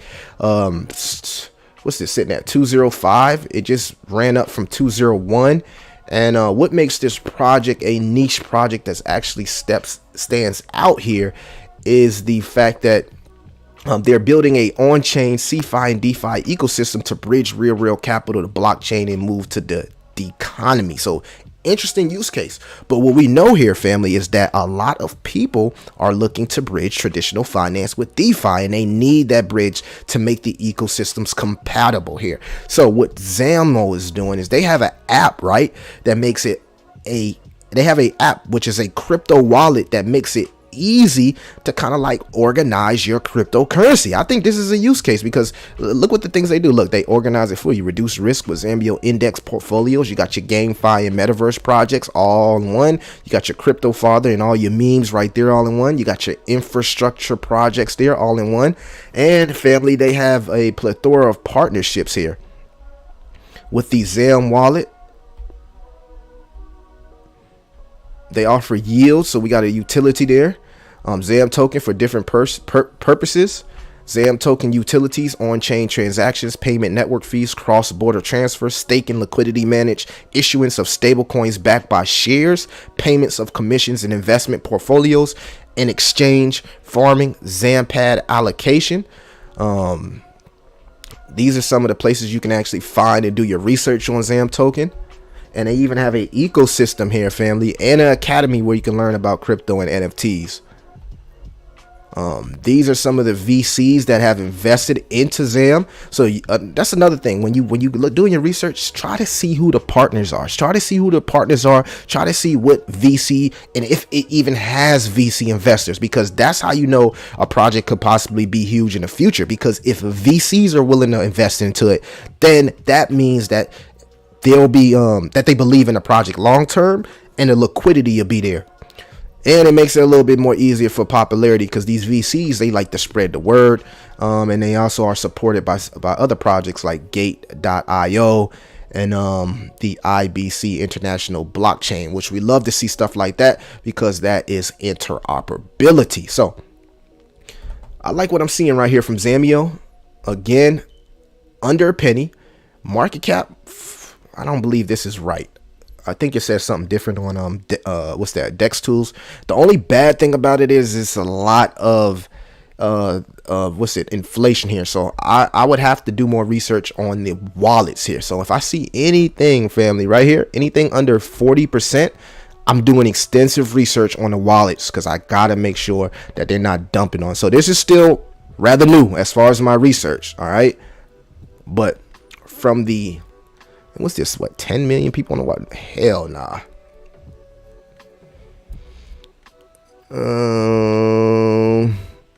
Aptos was traders, not VCs.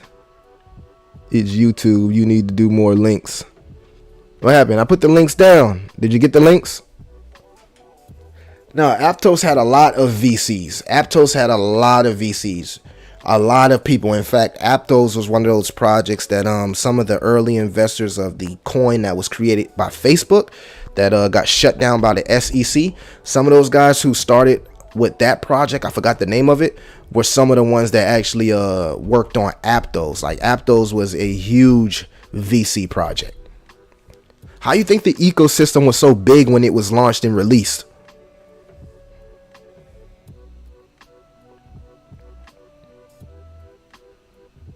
Yeah, who's the team behind? We need Rabbit Hole. Hedera, if in doubt, DCA. Yeah. You know how I feel about it. Hedera. I made super profit. Aptos then sold 90%. Yo, a lot of people made a lot of money with Aptos and Solana when they both ran.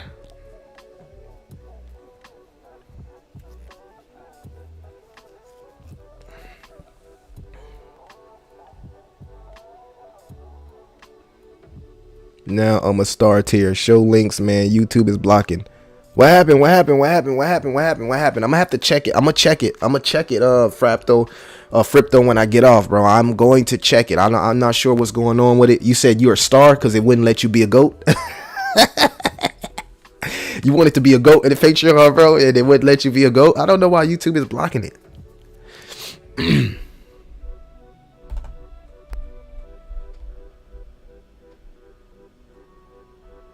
I don't know why YouTube would even block that.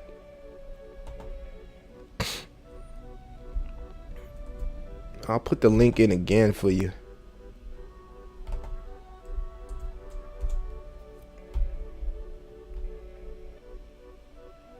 Yeah, I just put the solo link by itself.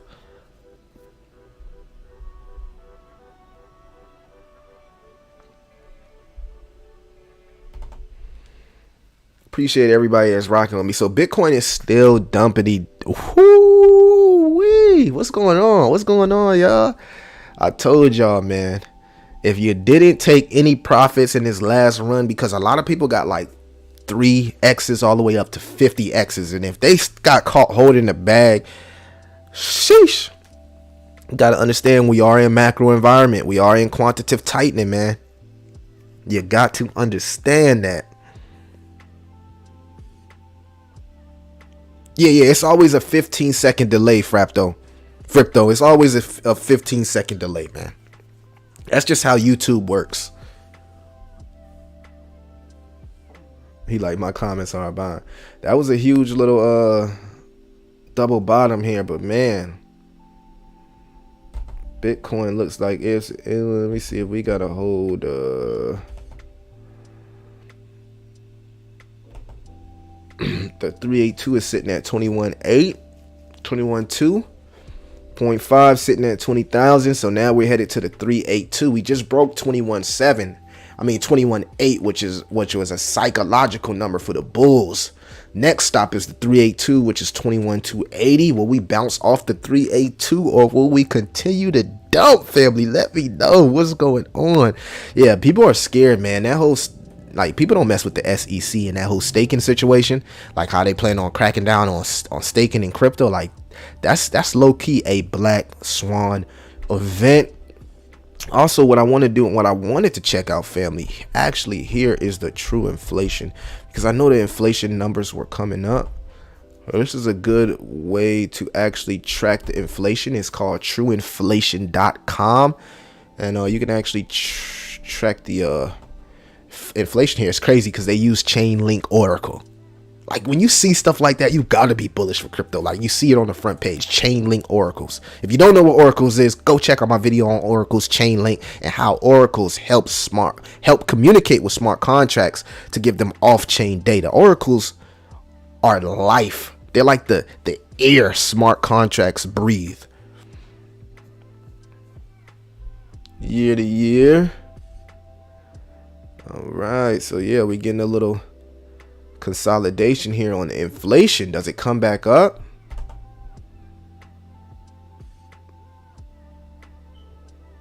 Month to month, week to week.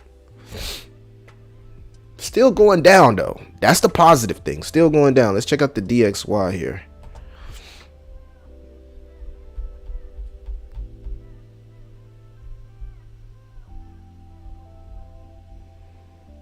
Looking like we want to smack that. What's that? We're sitting at 103 for the DXY. February 14th, family, is going to be a huge day in crypto, man. They calling it the Valentine's bloodbath, man. What y'all think gonna happen on February 14th? All the new CPI information and new inflation data comes out on February 14th, man. Everybody is talking about February 14th and how this could be monumental for the rest of the year for crypto. So it's because I'm gonna tell you like this, and the reason I'm saying that, family, is because you gotta look at it like this, right? Check me out. A lot of people right now, if the Fed come out and say, hey, we're doing a 0.5, they're just going to throw their arms up in the air and like, you know what? I'm done with crypto till 2024, 2025, because we're not going up. We're not going up. We cannot survive a bull run in a quantitative tightening environment. It's just not realistic. I know we want it to happen, family. You want to have a relief rally. We want to everything to go parabolic and just go up, but I don't think they're gonna let it happen. Not this year anyway. Jay Powell's main focus is inflation, and he gonna do whatever it takes to get inflation down. It don't matter if he gonna drive people to unemployment, Paul Volcker people. Bruh, I'm telling you, I'm seeing people complain about how their car insurance is going up because of this inflation. Like car insurances is going up. Used car prices right now are soaring. A lot of stuff is still trending back up and it's getting sticky. It's getting sticky. And he did 2.25s. And they don't seem like they working. But I think it was a huge trap anyway. I think that this was their intention to make the crypto market euphoric against, trap a lot of people, get people wrecked, get people in their mindset to where it's like, I'm done. And guess what they're going to do? All the VCs, all the institutions, all the smart money, all the countries in some examples are going to come up and buy these dips and buy at the lows. What they're trying to do is shake the tree. They're trying to shake everybody's confidence right now. Just shake it, play little head games with you. I know it, because like you can get emotional with crypto, because we're not fighting the prices right now, family. What we are fighting right now is we're fighting the time. We're fighting the time. We're fighting the time.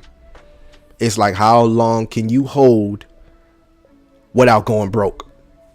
That's the question you gotta ask yourself. So that's what's happening again. We gotta fight against time.